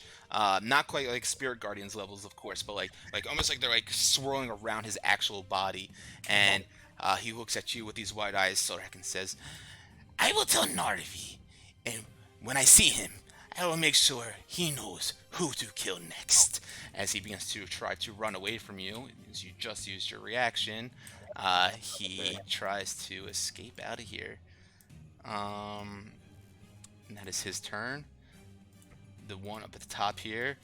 Let's see. He looks up at Fang and shoots out a sacred flame at you. Actually, no, he's gonna do it at Wilma. Go ahead and make a dex save, Wilma. Dex. Boom. Nice. Yep, not a problem. And that brings us to Fang now. You only see the one that's right to the north of you as Noogloop runs around the corner and seems like he's bouncing. I'm gonna get his ass. No, I. Get him, Fang. Come on. Yeah. I'm going after him, whether he likes it or See not. if you can keep him alive. Maybe. So. Okay. 60 feet gets me. Hold on, I need to see first. Gets me like right there. Ha ha ha ha ha ha. So I see him. You turn off the picture so everyone can see what you see. Yep. There you go. So it literally gets me right to him, all 60 feet. So couldn't run away from me, buddy. There should be a little note to self to never fuck with the wrecking crew ever again. As I take, what do I want to do? We're gonna go back with the Fist of Unbroken Air. And strength saving throw DC 17. That is a 19. That's fine. It's not even that strong. Yeah, I kind of figured he wasn't, so I'm surprised. Oh, fuck, only 4 damage. So I hope that's all I need. Another air bazooka poof, just pops him in the face. He just kind of looks at you and blinks his eyes. Refreshing. And he begins to turn around again. Tries to run away from you, but it's still your turn, of course. Does he run away from me? It's not his turn, so he can't quite yet, but... Fuck. I have enough movement to get to him, so don't worry. Damn it, I want to fucking kill him. Beat his ass.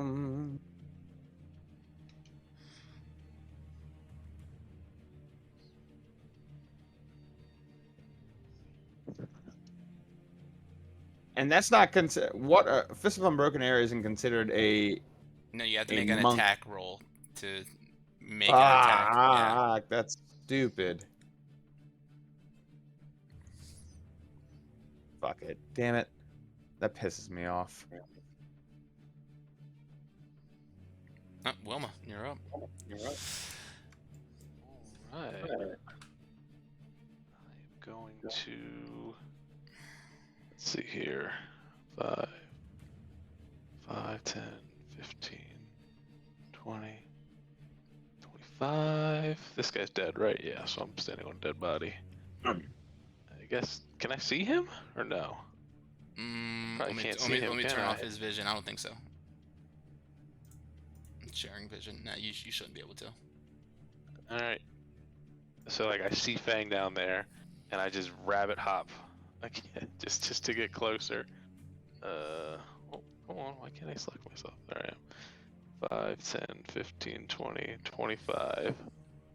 And then that's gonna be, can I do non-lethal Sacred Flame?